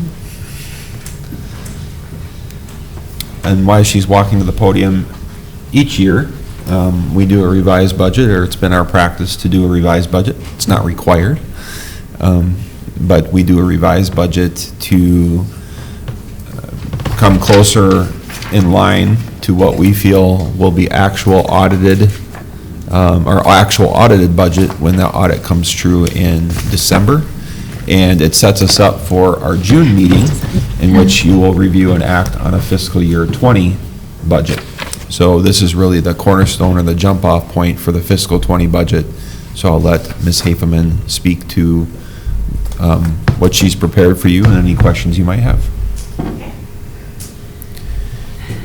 So, what I do every year for my revised budget, I'm gonna go through the salaries and benefits and try to get as close as I can to where I think we're gonna end up on June 30th. So that's probably maybe the easier part of it. So what I have, so I did an executive summary outlining each of the budgets, Fund 1, Fund 2, Fund 4, and so on. So as you'll notice, the revenues for the general fund, overall, I expect the general fund to have, we're gonna underexpend, we're gonna have more revenue than expenditures of about $55,700. The revenues and expenditures are as follows. So the revenues, I'm calculating our revenue based on 1,897 ADMs. And this includes 16 tuition students.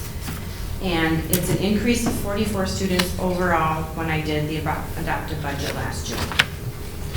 I'm still gonna be conservative, estimating special ed aid, because that just changes all the time, so I'm estimating that revenue to be about 1.8 million. So overall, I'm projecting our revenue to increase by an estimated $800,000 than the adopted budget. So in expenditures, there was an increase in staffing due to increased enrollment for salaries and benefits. The purchase services increases were due to transportation costs, the increase of per care and treatment, and utilities increased. Teacher para subs are now in the purchase services, and that made that portion of the budget rise. There's more students taking vocational classes at Southwest Metro, so that came up. And then there's also higher costs for concurrent enrollment, meaning there's more kids that are going to for PSEO and concurrent enrollment, like at Normandale. And I believe also, it's mainly Normandale and a little bit at the U. So that's Fund 1. So that's, I don't know if you can click on that. Sure. The next attachment too. I can. So that's how our Fund 1 is gonna look. And I'm estimating our unassigned fund balance to be about $2.1 million. And remember, this is just a budget. You know, there could be still some projects that don't get done, and there could be some that are gonna get done before June 30th that will come out of this. But this is where I'm projecting and I'm hoping to be at. So, the next one is food service. So you can just scroll down there. So food service, I'm projecting we're gonna overexpend by about $13,000.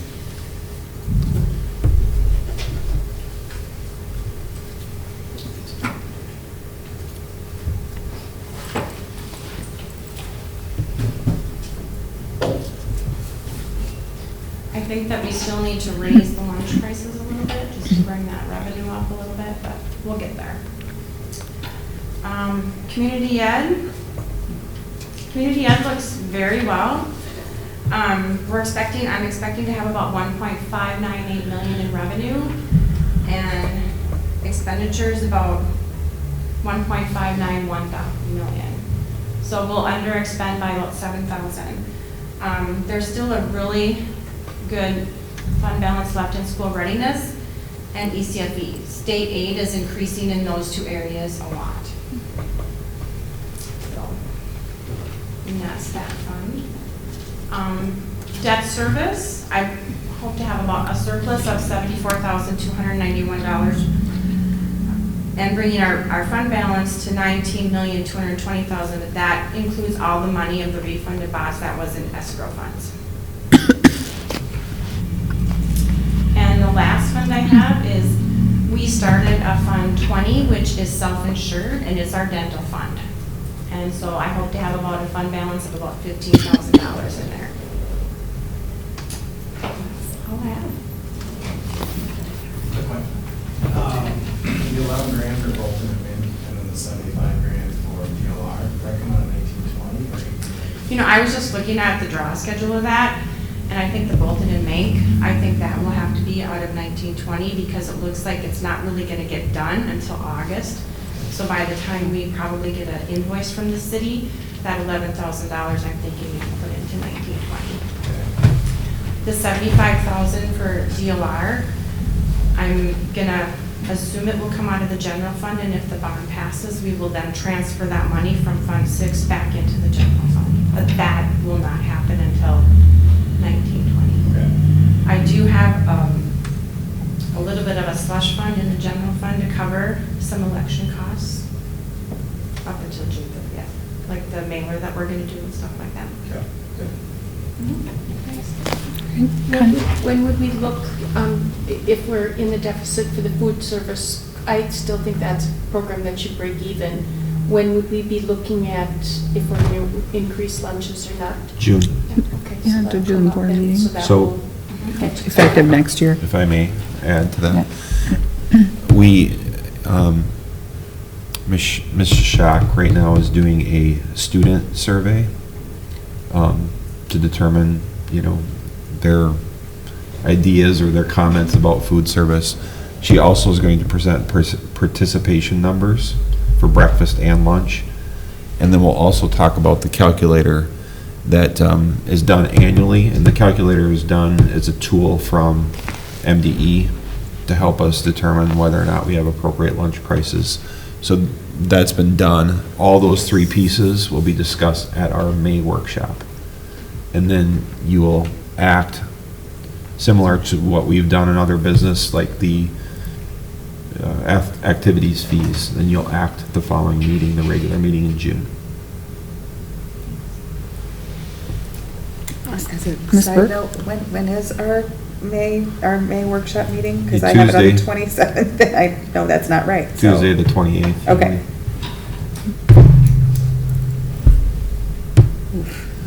Other questions? Can I ask for a Sure. request for the food one? Because of kind of the salary, wages, benefits, and then I'm assuming the supplies and materials is actually the food itself. If there's a way to be able to just see how many people are actually using the service instead of like bringing their own lunch.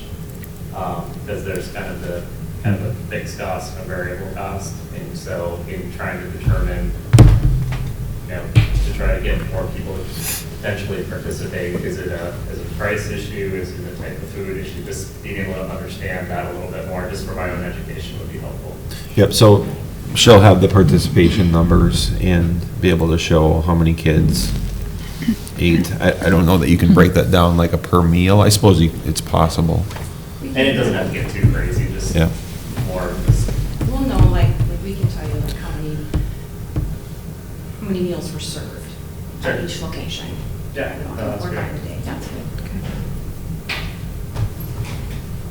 And then, is that broken out by breakfast and lunch as well?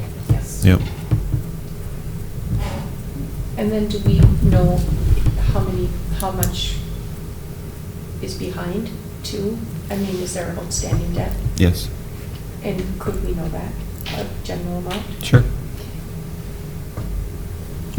We have that policy that we created a couple years ago. And I would say on average every month we're about negative 5,000. Negative 5,000? That's pretty good. That's after accounts have been sent to collections.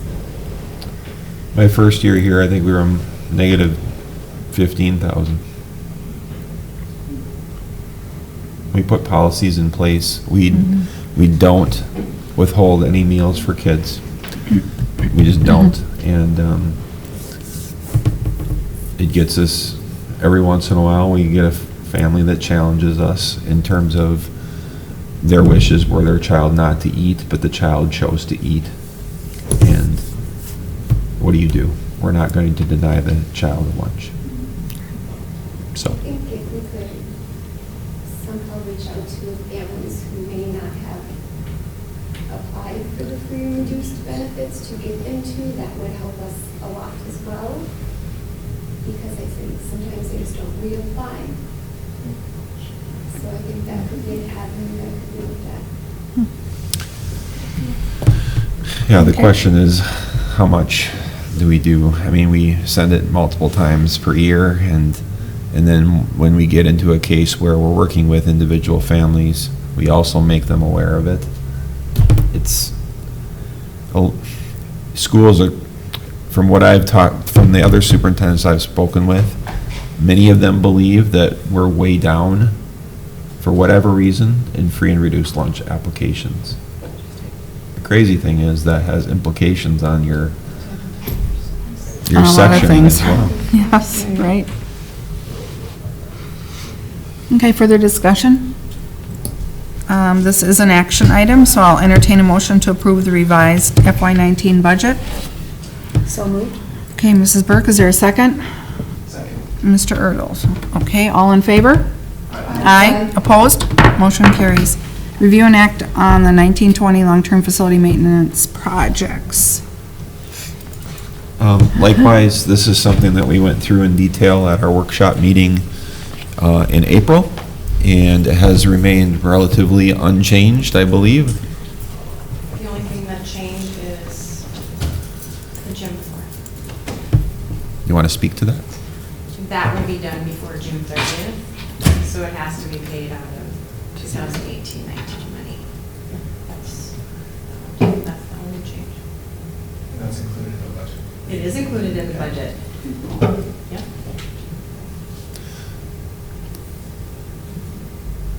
So this is sort of a blanket approval, which just allows really Tim, for the most part, Amy to work with Tim to go out and work with contractors to try to get on top of things and get the projects done in a timely manner.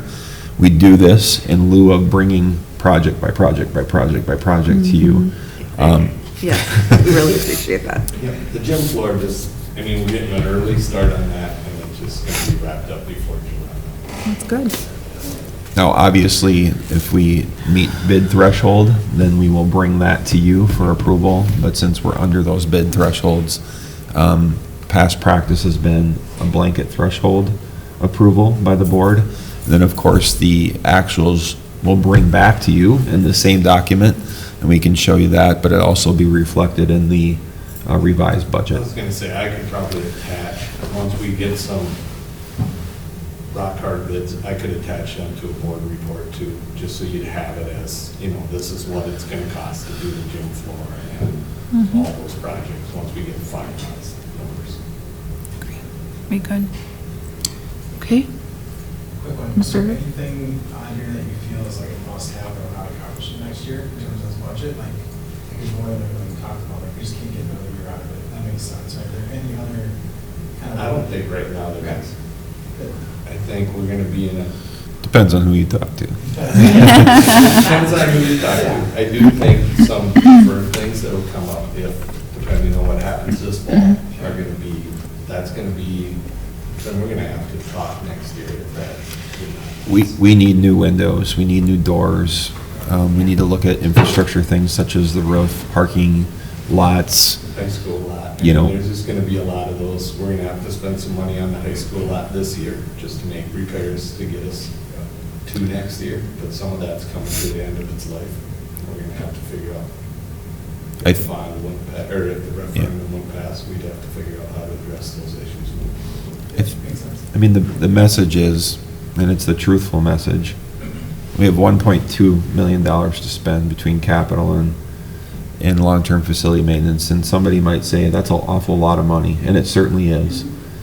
But we have a $20 million budget, and it's, you know, it's just a small little piece. And when a parking lot costs $300,000 to $500,000, it's gone. So. And roofs are. Millions, you know, so I think we hope that we're choosing wisely, to answer your question, Jesse, to prioritize and choose wisely. But we think that, you know, when the public sees our long-range facilities plan over the next 20 to 30 years and sees what we've chosen for phase one, that they'll feel that those are worthwhile projects and ones that are necessary in order to continue the tradition of excellence here at our school district.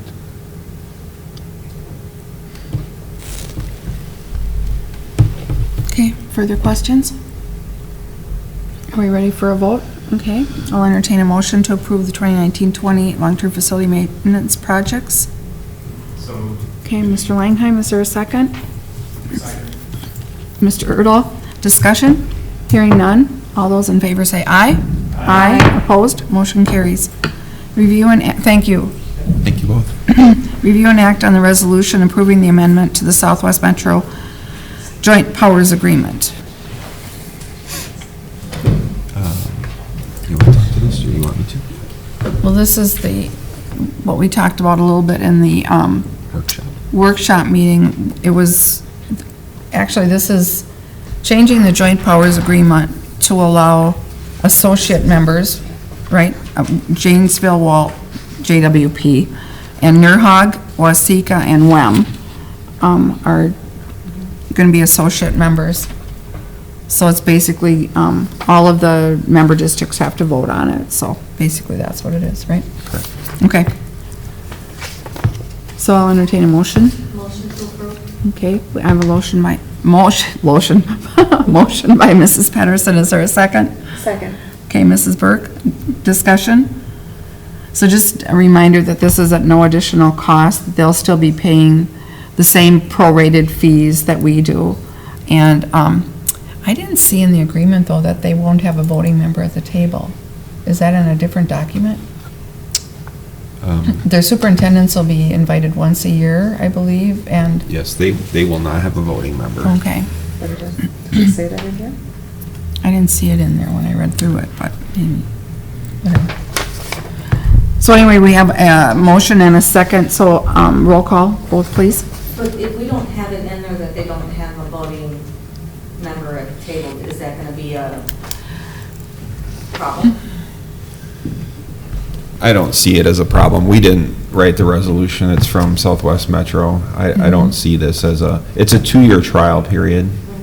I know that the superintendent, Darren Kermis, is already working with the service cooperative, the South Central Service Cooperative, with the idea that the service cooperative would start their own intermediate district, and that these members, this just buys them time to establish that avenue. And it's also something that we can look toward other entities at joining. The superintendents, I'll give you some of the background. The superintendents are very apprehensive about adding additional members to the Southwest Metro Intermediate District. We feel like the size that we have right now is manageable. For the first time in years, they're breaking even, and balancing the budget. That was not always the case. I mean, several years ago, Carver Scott Ed Cooperative and Minnesota River Valley Ed Cooperative existed as two separate entities. They merged and became Southwest Metro.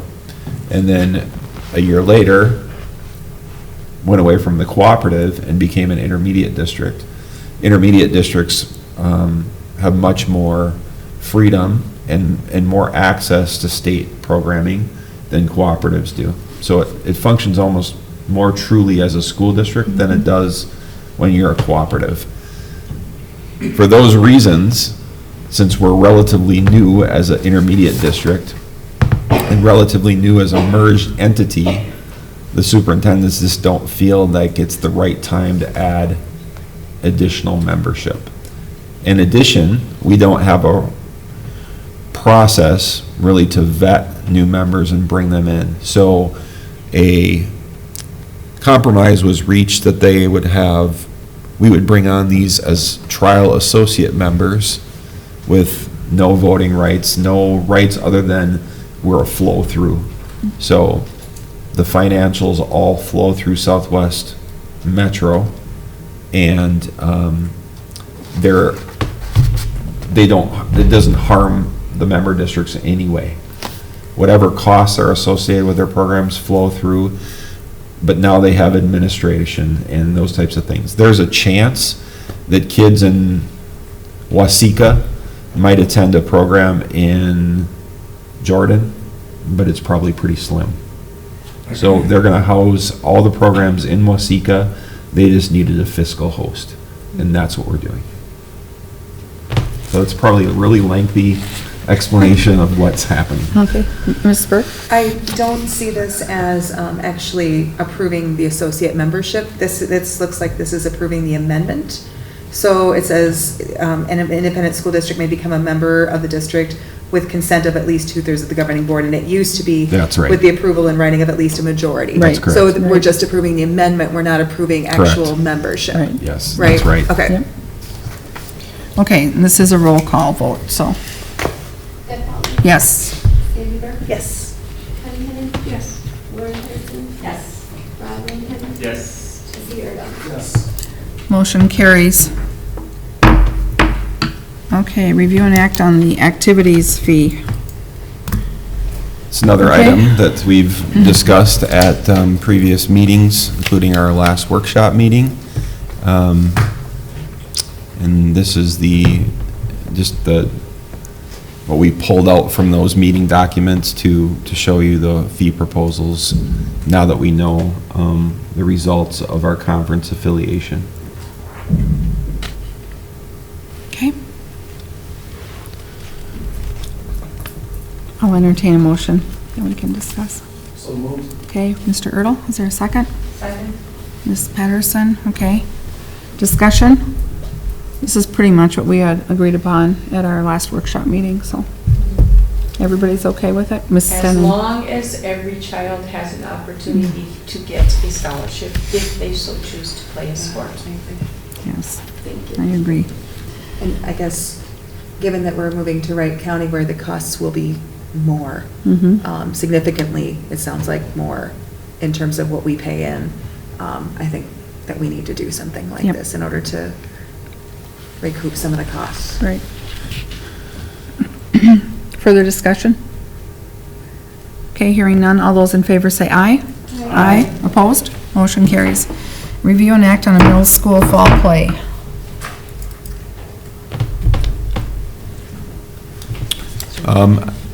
As we grow and build programs and feeder programs, I think it's always a good idea to evaluate what you have going on at your younger levels. And as we all know, theater arts are extremely important to our school district.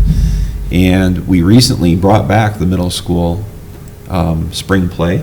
So this is an opportunity to bring back a second piece, and that would be the a fall play as well. So the expenses are the budget, the Schedule C stipend for the director, and obviously that would be offset by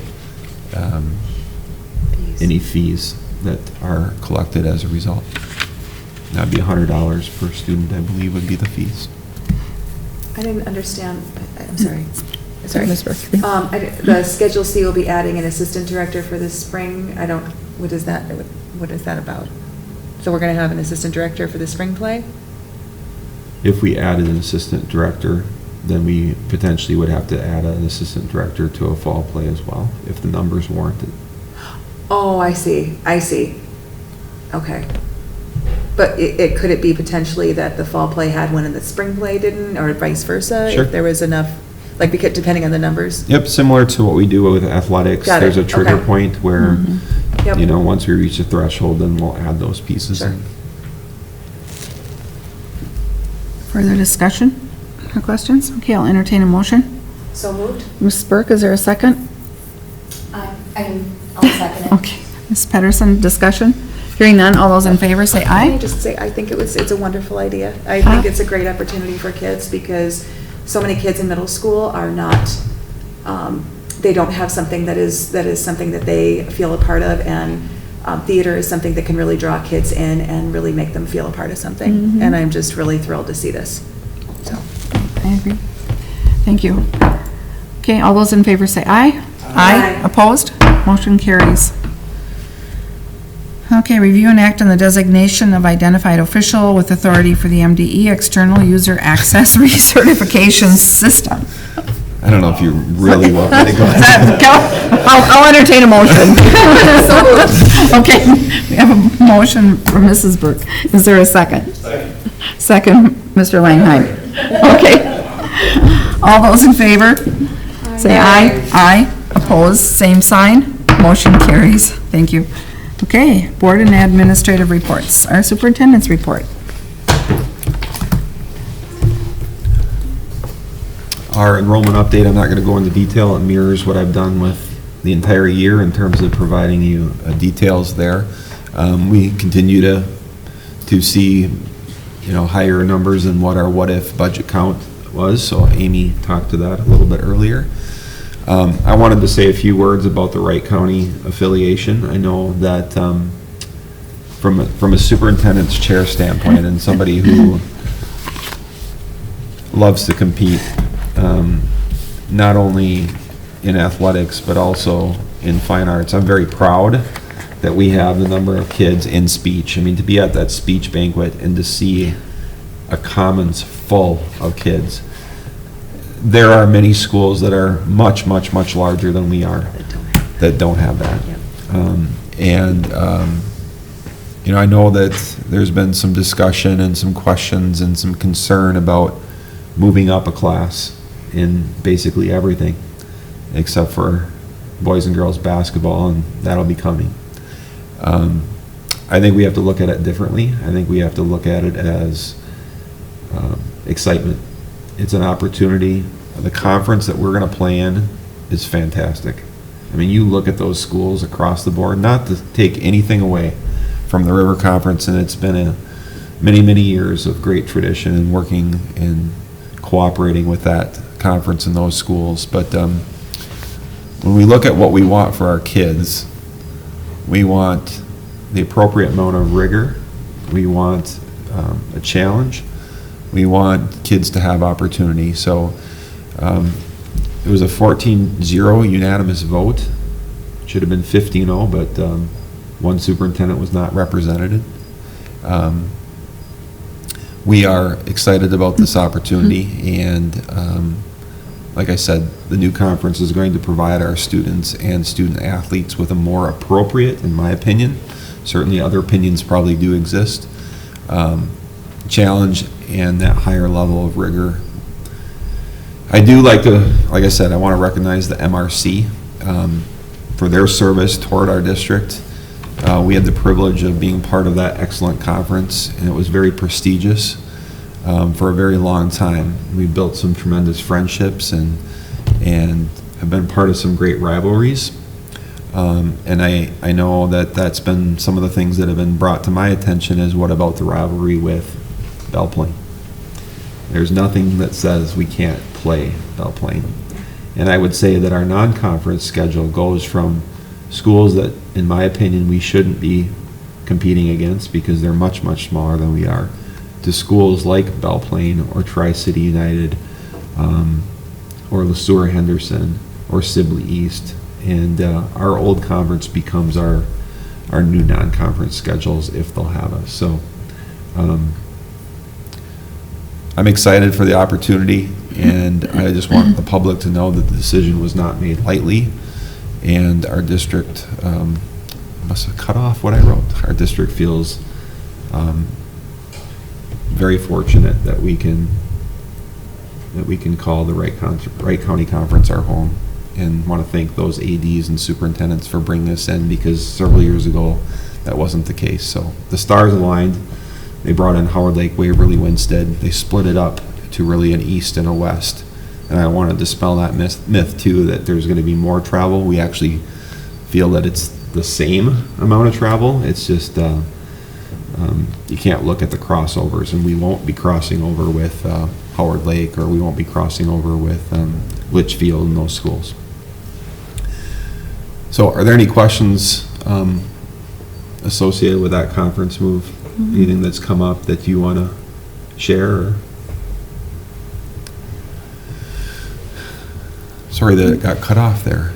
The district guide for advertising, fundraising, working with outside organizations and booster clubs in Title IX. I put together a resource, and several of you sat in on an ad hoc committee to review that resource. It's since been shared with some subgroups, and will be shared with our booster club and with all of the coaches and advisors at Joe's end of the year meeting. So that will be shared out, and then those coaches and advisors can share it out with their different organizations, booster club, that type of thing as well. So we do think that it will help us follow federal law and adhere to our policies and procedures. And I understand that there may be some growing pains there too, because it's something that, we haven't necessarily had to watch so closely and get a handle of, but now that we are getting to be a larger school district and can generate some real funds, the outside entities are doing that. We need to make sure that we're compliant with state, federal law, but also with our policies. So if you have a chance, please take a look at that resource. And it's not something that is just set in stone and we'll never touch it. I want to always try to make it better. And it's supposed to be a guide for both us at the board table, but also for the organizations that we work with. Referendum planning. Obviously, from tonight's agenda, we are moving full swing into construction planning and that architectural contract. We are in full pre-referendum planning mode, and we are doing what we're calling a special edition of the Spring Jordan Journalist that will be coming out shortly. We've been working on the content for months, and now it's being put into the brochure itself, and that mailer will go home, like I said, very shortly. And in it will advertise next fall's referendum. It'll talk in detail the different components of that referendum and the vote date, and also share our first community conversation, which will occur in June, on June 12th, which is a Wednesday night. It'll be held in the high school auditorium at 7:00 p.m. And at that meeting, we'll talk about our long-range facility planning process and operations planning process. We'll talk about big picture, and then we're going to dive into next fall's phase 1 and the different components associated with phase 1, the costs and tax impacts and all those different pieces as well. So we are in full mode. So the plan is this: we'll share the brochure, which will share details at that high level view. We'll get a little bit more detailed at our community conversation in June. And then the rest of the summer will be spent working with user groups, fine-tuning plans, as Mr. Gibbs discussed. And then in August, starting with workshops, we will hit the ground running and share our message, our fact-based message throughout the community at different meetings, Lions Club, Jordan, the Jordaness Lions, the townships, commercial club, you name it. We'll make the circuit and make sure that we share that information. It's not, I've heard, why aren't we getting more information out there? We were many months away, and this process will begin in a timely fashion, and I think any more than 3 months spells burnout. So we will be starting that more in earnest in August. Update on the teacher changes for next year. There's a link, and again, that's an active live link that, gotta verify it's me here. Nope, it's not. It's not you.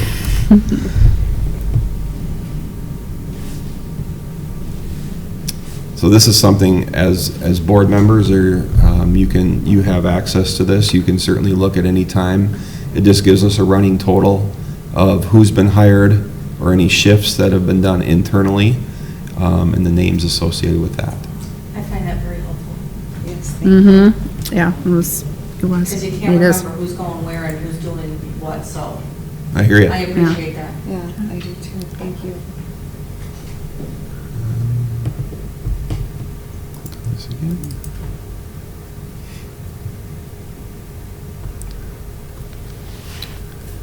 A couple other items. The Teachers on Call April report is attached there as well. Again, we are hanging around that same 13% increase. Part of that is professional development because we decided to do more in-house versus send people out. But that being said, we have had a number of it's been an upward trend, and it's not unlike other places. It's now trying to figure out how how we reduce that going forward, which I'm open to suggestions. The Pops concert, this is an annual event that everybody looks forward to at the high school choir Pops concert, and it's going to be held on Wednesday, May 22nd. There's a show at 5:30 and then again at 8 o'clock p.m. If you'd like to reserve tickets, just send me an email. That'd be the best. Okay. Yeah, I'll send you one right now. And then graduation commencement, Mr. Visner is going to be sending you all out an invite, a formal invite on Thursday. But just so you can save the date, the ceremony is at 8 o'clock p.m. at Ames Stadium. It's going to be there. It is. It's got to be. This is a big group of kids.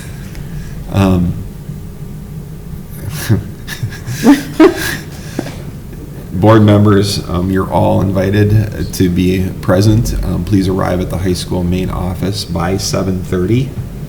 And then we wait there, and assuming we go down to the stadium, we walk together, and then take the stage together at that time. If you are not able to attend, or if you need tickets, again, please let me know. And the other piece that Jeff asked me to discuss tonight, we have Tom and Jesse, both have children who are graduating, so how would you like to handle? I think they've agreed to tag team. Excellent. Are we tag teaming? That's A speech? A speech? Yeah. Oh, you didn't know that? What? I just thought it was going to be with a poem. Ah. We'll chat after. I know Tom's on board, but we'll chat after. You better get ready. Speech it is. Oh my God.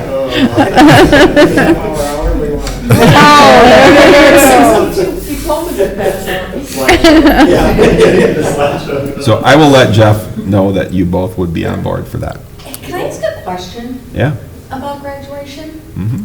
And it's just I was thinking about this as I was walking around the track at football, that the parents are sitting in the stadium, the students are facing us, and the parents are looking at us.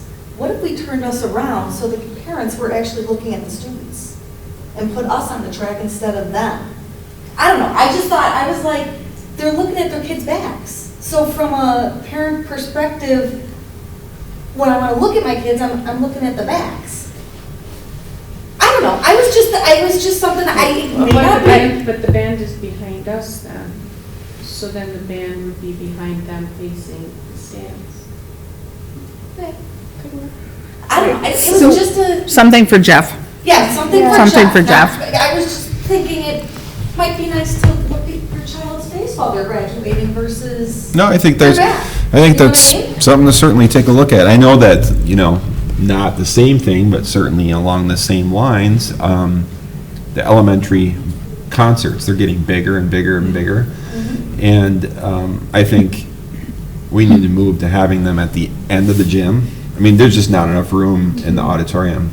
So put it at the end of the gym in the high school, pull out both sets of bleachers, and then also have seating.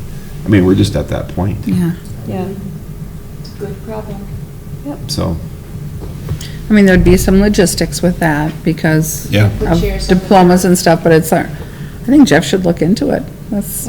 Can you draw it up for me? It may not work. What? Lauren, can you draw it up, please? Yeah, Yeah, because if right where the fence is, where the football players would go down, that's where we would sit.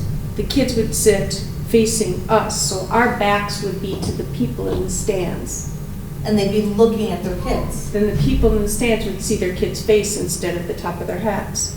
And then the band and choir would be still out where they normally would be, I would just assume. Yeah, I need a picture too. Okay. That's what I was wondering. Yeah, because you won't, they're gonna That's break what I down was in front of wondering. you. Well, I don't know. But do you, what's more important, them looking at their children sit in the chair? I don't know. It was Or just, seeing and I'm not them saying it's the Yeah. right thing to do in I'm any just, shape or form. yeah, no, I'm Yeah. brainstorming here. Or them coming up on stage, And not getting to see them. yeah. I think you want to figure out a way to try to do both, but I don't know if you logistically can. Because of the turf, you couldn't put chairs in, Mhm. you wouldn't want plywood all over the turf with chairs, that'd be sliding all over the place. Oh, you can't put chairs on the. No. You wouldn't want to dig a hole Oh, into well, the that would turf. not be, that would that Well, work then? you can, some chairs, some of them have like a square foot. Well, you're glad Well, yeah. that Tim's gone because we wouldn't want him to. Loading up the chairs that night's bad It enough. does, I mean, it does create an imprint in the, Well, no, then we don't want to do Yeah. that. Yeah. which is why we put the plywood down. I don't know, I was just like walking the track at flag football, and I was just visualizing it, and I was like, You know what? That's the question. And it may not be a good idea. Yeah, I can call Superintendent Ditburner. They do an outside graduation too, if all possible, and see how they do their setup. Just get some ideas. Like, don't we have a couple of parents that are teachers that kids have already graduated and participated outside? Yeah. Ask their opinions. I mean, No one's ever even, Lauren, I commend you. No one's ever brought this up. Well, like if we have the inside graduation, it's the same, the graduates are. Their backs, Yeah. backs to the parents. And I don't know how we'd do it any different in there. Yeah. If we have inside graduation this year, we'll have to set up a theater. With cameras. We'll have to do Yeah. we'll have to do all video loop. Yeah. Yeah. Yeah. Come on, we sat in the rain one day last year, or was it the year before? It sprinkled. It did. It was sprinkling. Then there was the wind storm. But you know, it's weird because the skies just open up and then we got that beautiful Yeah. I sunset. know. Like right at the right time. Yep. Something to think about. I mean, well, yeah. They do. It might be kind of distracting for them to be looking up in the stands, that they wouldn't be paying attention to Jesse's speech. No, really, I mean, because it is true. distracting, but something to think about, so you talk to Jeff about. Yeah. Okay. What else do you have? Nothing. I didn't know anything about this, so now I'm getting some good ideas. Okay, that's it for superintendent's report. 12-2 through 12-12, I'll just do en masse, if anybody has anything that jumps out at them that they want to acknowledge. I guess on the activity director's report, I thought it was neat that, congrats to the Minnesota River Conference all academic team. That was pretty cool, so. And I loved the idea that they did the family night for special needs kids at the circ thing. Yeah. In there, that was really cool. Okay, and I was glad that they're doing this, that they have a group of volunteers to do the garden, the schoolyard garden. Any other comments about any of the reports? I just wondered if Wright County does something similar with the, I'm sure they Academic do. team? yeah, I don't know for sure, but. I just wondered. I would think they would. I don't know. I would hope. Yeah. And they might need us to provide some of that wisdom if they don't. Good point. Lauren will draw them a picture. No, just Good kidding. point. Is that, and I just wondered because I guess I never paid attention to that before, but is it 4 varsity letters, like, I'm assuming like you could letter in the same thing 4 times? Like if you lettered in basketball for years? Okay. I just wondered. Okay. Anything else? Then 12-13 is our school board reps report. And will her last meeting be in June? I don't know what was our timeline? I don't remember. Tommy? Yeah. Yeah, she's not gonna, I doubt she'll come back after graduation. Okay, which brings up, bring your wallets to the next meeting because we'll have a card for it. Okay. And also, we'll have the gifts for the retirees, so I'll do the frames again if that's okay with everybody. Use the email and tell us. how Yes, many I will. Yeah. Yep. And I'll ask Tommy if she could try to be there at the next meeting, that way we can recognize her Yeah. too. Okay. Yes, thank you. Yeah, we could. At the May meeting, or, well, we'll discuss that. Yeah. Okay, on to school board member reports scale. Way back from April 12th. Yeah. Yeah, okay, moving right along. I was at scale. Yeah, you were at scale last Friday. I was there last Friday too. Okay. Yeah. You want to me talk about that? Sure. Okay. Last Friday, they presented sort of the survey results. Scale has some new membership and some newer members that may have not been residents of Scott County for too long, or may not know what the mission and vision of Scale is. So what Scale set out to do was survey the membership and find out if people really knew what they did and the value that they provided. So this meeting was all about sharing those results from the survey, but also going through line item by line item and sharing the value that Scale has provided over the years, such as working with the legislature to positively impact roads and bridges projects in Scott County, flood mitigation projects and grants, you name it. The one-stop shop. They also do something that we pass along to our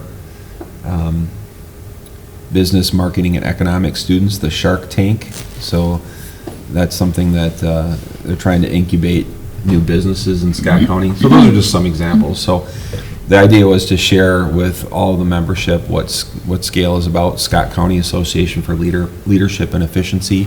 They also discussed the Scale building right outside of Jordan, and that's a joint venture of all the Scott County cities to provide our law enforcement with a training facility and fire departments as well. So a lot of different things, and that they're the model for governmental entities, not only in Minnesota, but across the country. So the next meeting is going to be about visioning and developing a new mission going forward and deciding what projects we want to focus on. So that's what Scale has been about.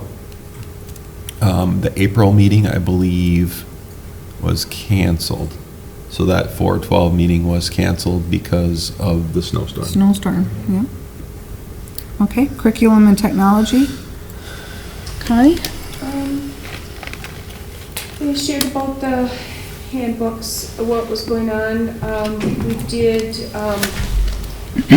talked about face-to-face and positive experiences this summer, being able to take online classes or whatever, positive and negatives about that. Talked a lot about singleton courses, of what, how it's not cost effective to do that. And everybody, we want to give everybody everything, but, we set class sizes and whatever, and not everybody understands that. That's why it's okay to explore different options, but it would be at the parent's expense. Talked about what information is currently available to students, the SNAP curriculum, the college visit sites. I mean, we had one mom that wanted to take the kids on college visits in 9th grade. Why aren't we taking them to 9th grade? She wanted them to go, she wanted them to have, opportunities at different levels of different schools and whatever, and it was just like, that's we kind of said that's kind of a parents that you want to do that with your kids, whatever. But everybody loved the idea of what had happened this year with the 10th graders on their trip. Talked about more information about college recruitment as they visit the schools, how the kids know about them, and talked about meeting with the counselors, how often they meet, how available they are, what information currently goes out and is available to parents. Talked about FAFSA overview, talked about pre-ACT, ACT results, and how the district uses them. And that was Carol's last meeting, and she went out with a bang. She did a really good job, and I appreciated being a part of the curriculum committee with her as long as I've been on the board. So one other thing they had was I'm sorry. What are the thoughts around the ACTs? What's the view of the committee around that? I think parents, I don't know that parents all know. Some parents said they don't think college even asks for them anymore, and they do. They do, but they don't necessarily take them into as much consideration. It's not as much a priority, but some Yeah. of them, you get your scholarships and you get your Based on stuff them, based yeah. on them. Yeah. I mean, I don't know what schools they were applying to that they didn't ask for them.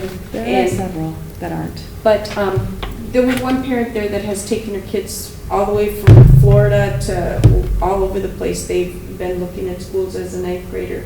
And, you know, I guess if you kind of know what you're going to do as a ninth grader, that's maybe a good idea.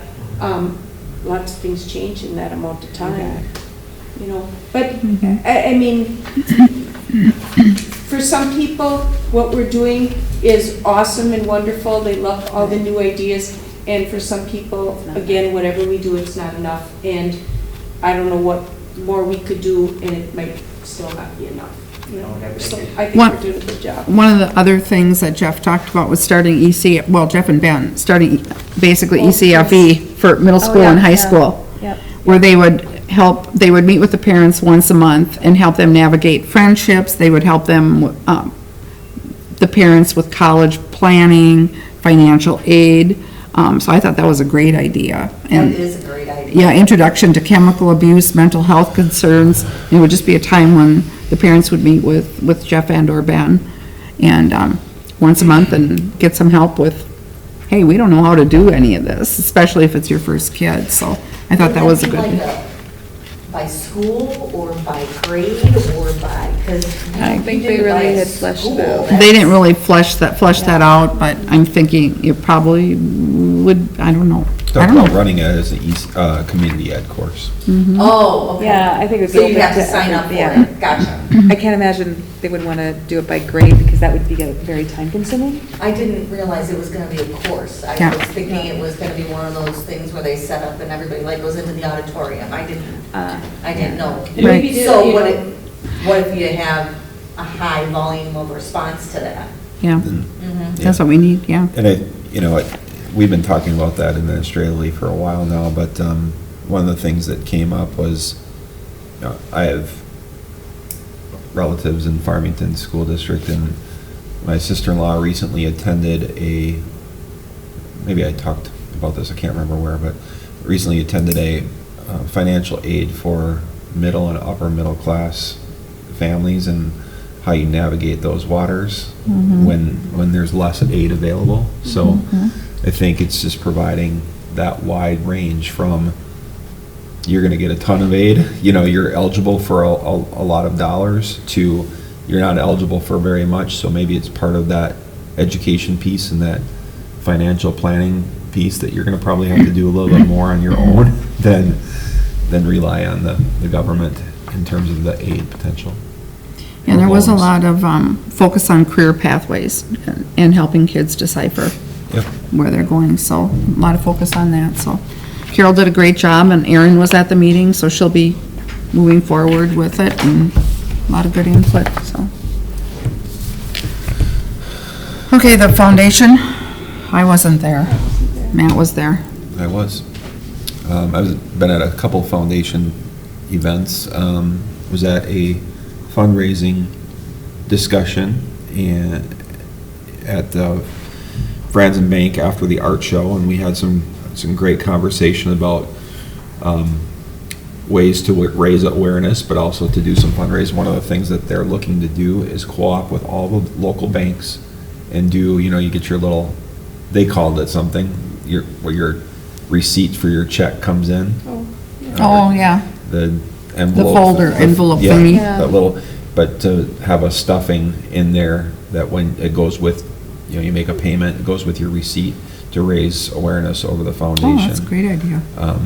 So that was one of the ideas that came up, and obviously they would like to be present at the back-to-school events and to make people aware of what they're all about.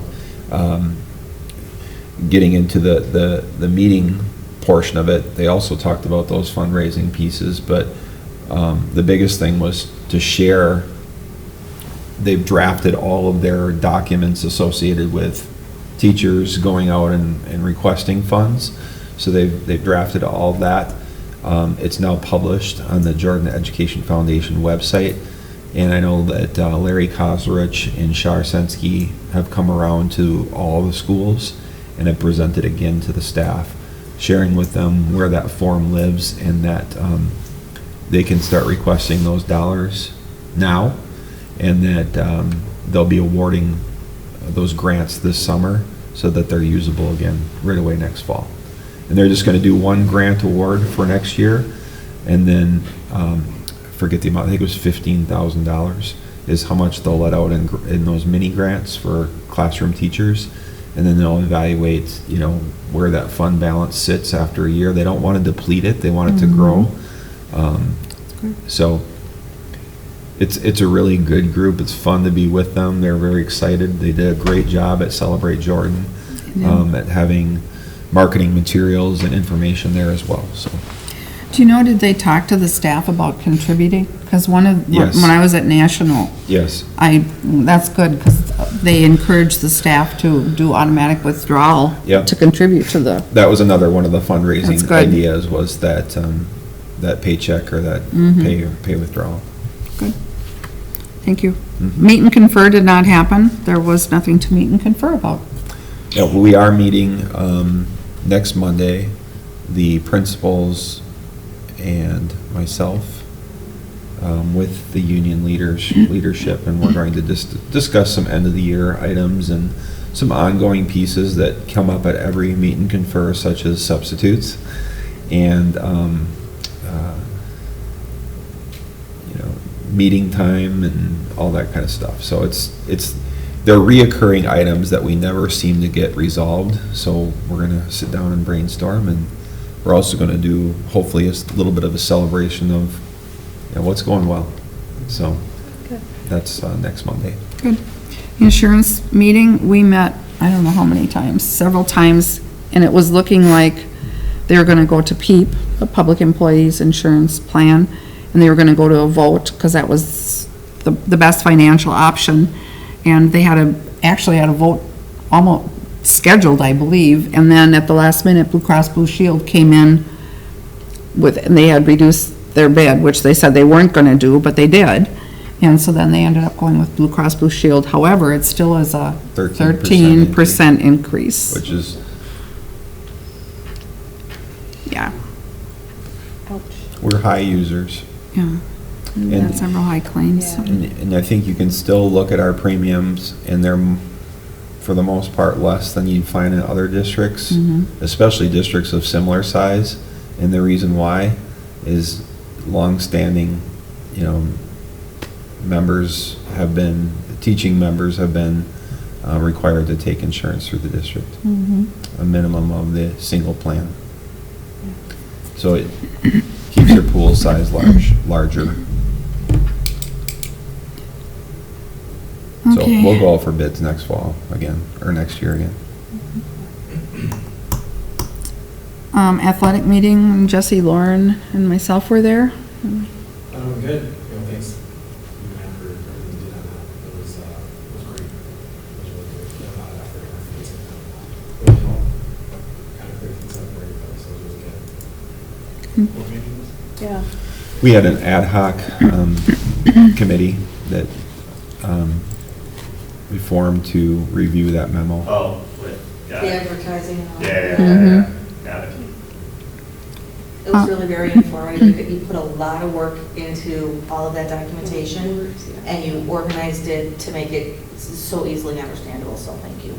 Yeah. I did share it with my Southwest Metro Superintendent colleagues in hopes that I felt like, hey, I'll share this, and hopefully they review it and adopt it as well, so it becomes more common practice. Because what happens is when one district is doing something totally different than the next, they're used as, well, how come they can do it? So it's that whole big brother concept. Okay, city-school partnership meeting, that was Rob, Lauren. Yeah, we talked about it a little bit earlier. Meeting, it was great.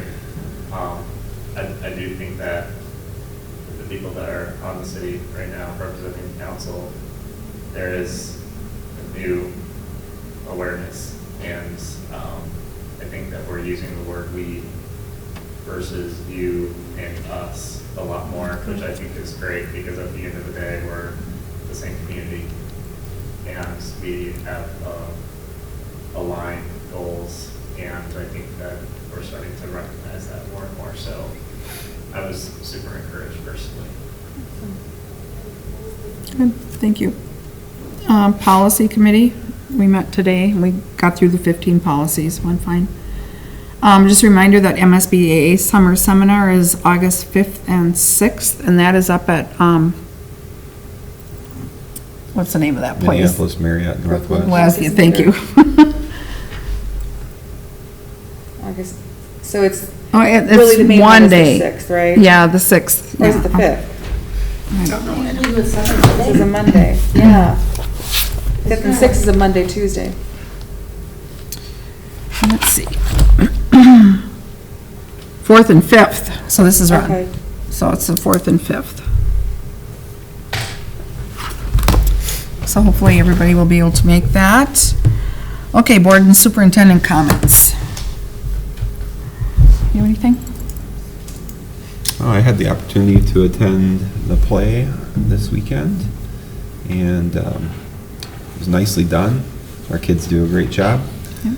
Upcoming this week, Wednesday, we have, there's something every night, in case you didn't realize that. Wednesday night is the band Pops concert, so this Wednesday. So hopefully you can, if you get a chance, attend that. It's always good.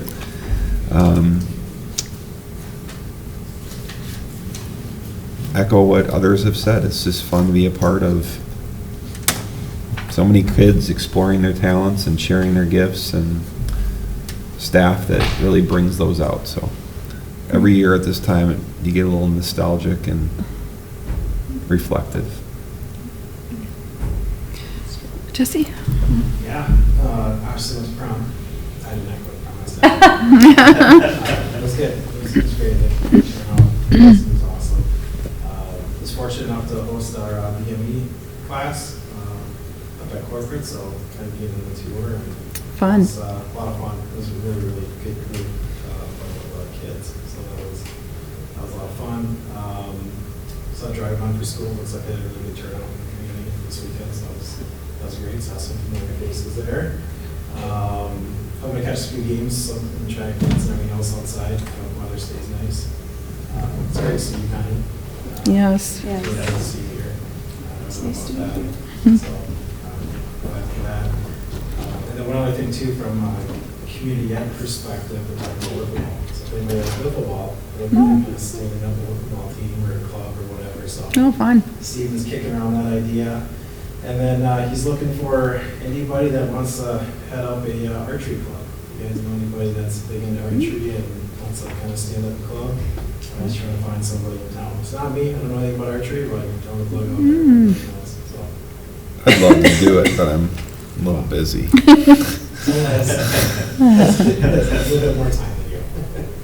That would be great. Good, thank you. Rob? I will say, absolutely, Connie, super happy about just your help, and so that's awesome. And I'm super excited that it's just getting a little bit warmer. We got longer days, which just means that people are outside and out and about with different activities, whether they're scheduled or not. And this is always a fun part of the year. So, Thank you. Lauren? Connie, it's so good to have you back. Missed you, and I'm glad you're doing well. I too went to the plays Friday night, and they were very good. Very good. One was really deep, but they're very good. Yeah. Great. And I'm glad to be back. And thank you for the flowers. I was in isolation, so I didn't really get to see them, but the kids took my camera and went out and took pictures of my flowers, and they bring me back flowers, and so. But it was the highlight was I had nurses from all over the world, and I would hear their stories, and I love listening to their stories. You know, a little math teacher from India that can't teach math because she doesn't speak English, and lady in a refugee camp, you know, but just the kindness and whatever, a lot of humility and empathy, and I'm just so happy I'm here. And it was, that piece of paper when you get your final pathology report is, I told Deb today, the end of my Mother's Day dinner on Sunday night was my kids with their phones trying to do metrics with tape measures to try to figure out, they're reading my pathology report because they want to know all about it. But thank you for the prayers and the support. And I rested all day today because I wanted to be here tonight because this is a passion and you're a part of the passion. So I'm glad that I'm a team with you, and I'm glad that I get to be here and finish all the rest of my term. It means a lot. Thank you. Well, I'm super glad that you're able to be here too. Wow. Well, welcome. I'm very glad you were able to make it tonight too. I know it took a lot for you to get here. I'll be sleeping tomorrow, so don't call. Yeah. Hey, no worries. No I'm bringing rhubarb out because you're making dessert. Gosh, I attend a lot. Grand March and prom and speech banquet, which went well, and it was really neat to see all those kids. I mean, Prior Lake has a team of 80, and ours is almost that. So just to think about that, I mean, that's huge. Attended the plays, of course. Let's see. There were several of our 9th graders who got to represent us at the Scott County Future Leaders Day. Is that what it's called? I'm not sure. It was held in Shakopee on April 26th. So, and someone who might be related to me was elected chair of the County Fair Board. So, yeah. So, and so that was really cool and a great experience for our kids to be able to be a part of that and to see how government works, and just really they kind of walked through a whole day, and they had, I think the county commissioners were there to mentor them, so which was really nice. So, but yeah, I'm looking forward to a lot of things coming up. Holy cow! Yeah. I just think and I want to put in a plug for the Pops concert. If you haven't gone, definitely go. My husband was a slight bit reluctant to go last year with me. He'd never been. And he's like, so we're going this year, right? I'm like, oh, yeah, definitely. So. I mean, Sid, Landon, all of us were like, when are the tickets coming out? When are the tickets coming out? Yep, exactly. Like, I got the order for it. So we ordered them, and we're excited to go. Good. Ditto, everybody. And Connie, I love you. And I'm so glad with your prognosis. So,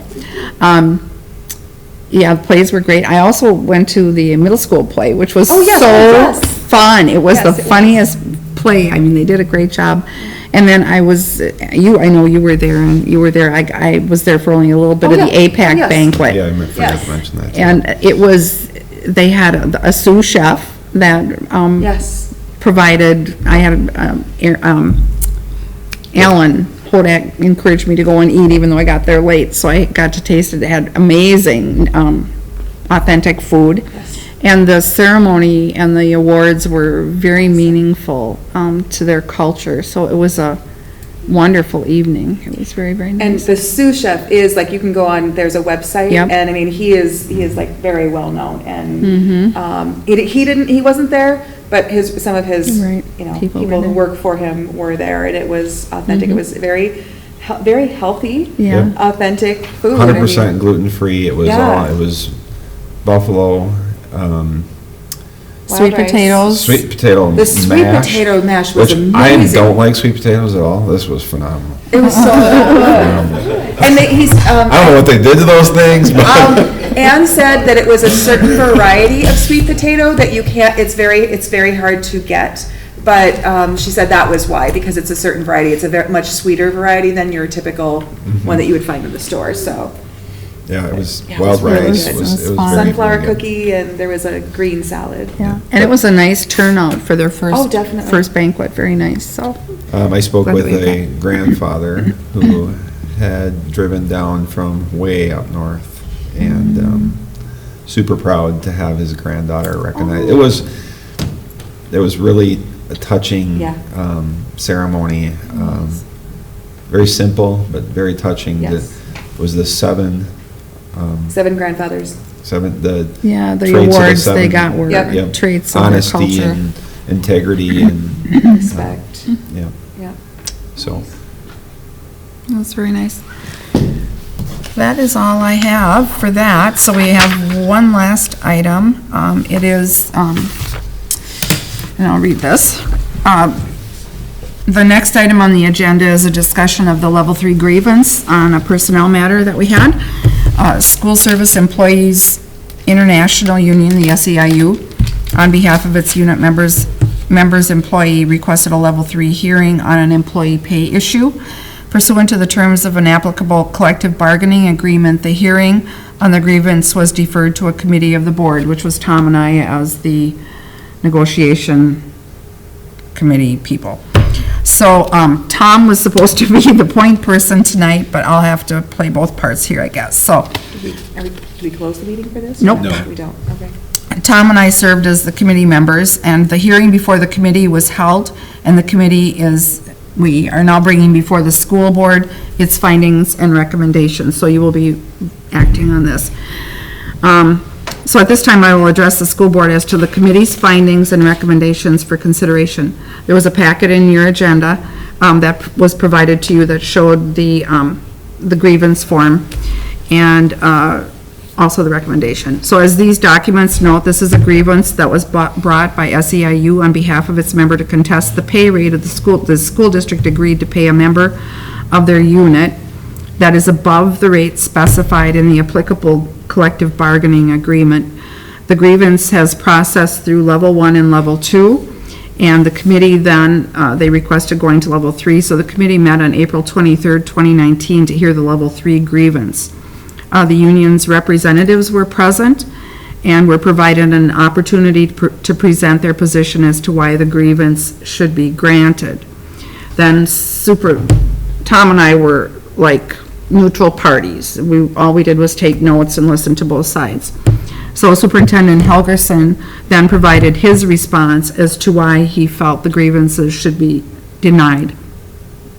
So the committee considered both sides as well as all the documents and the proceedings to date, all of which are included in your packet.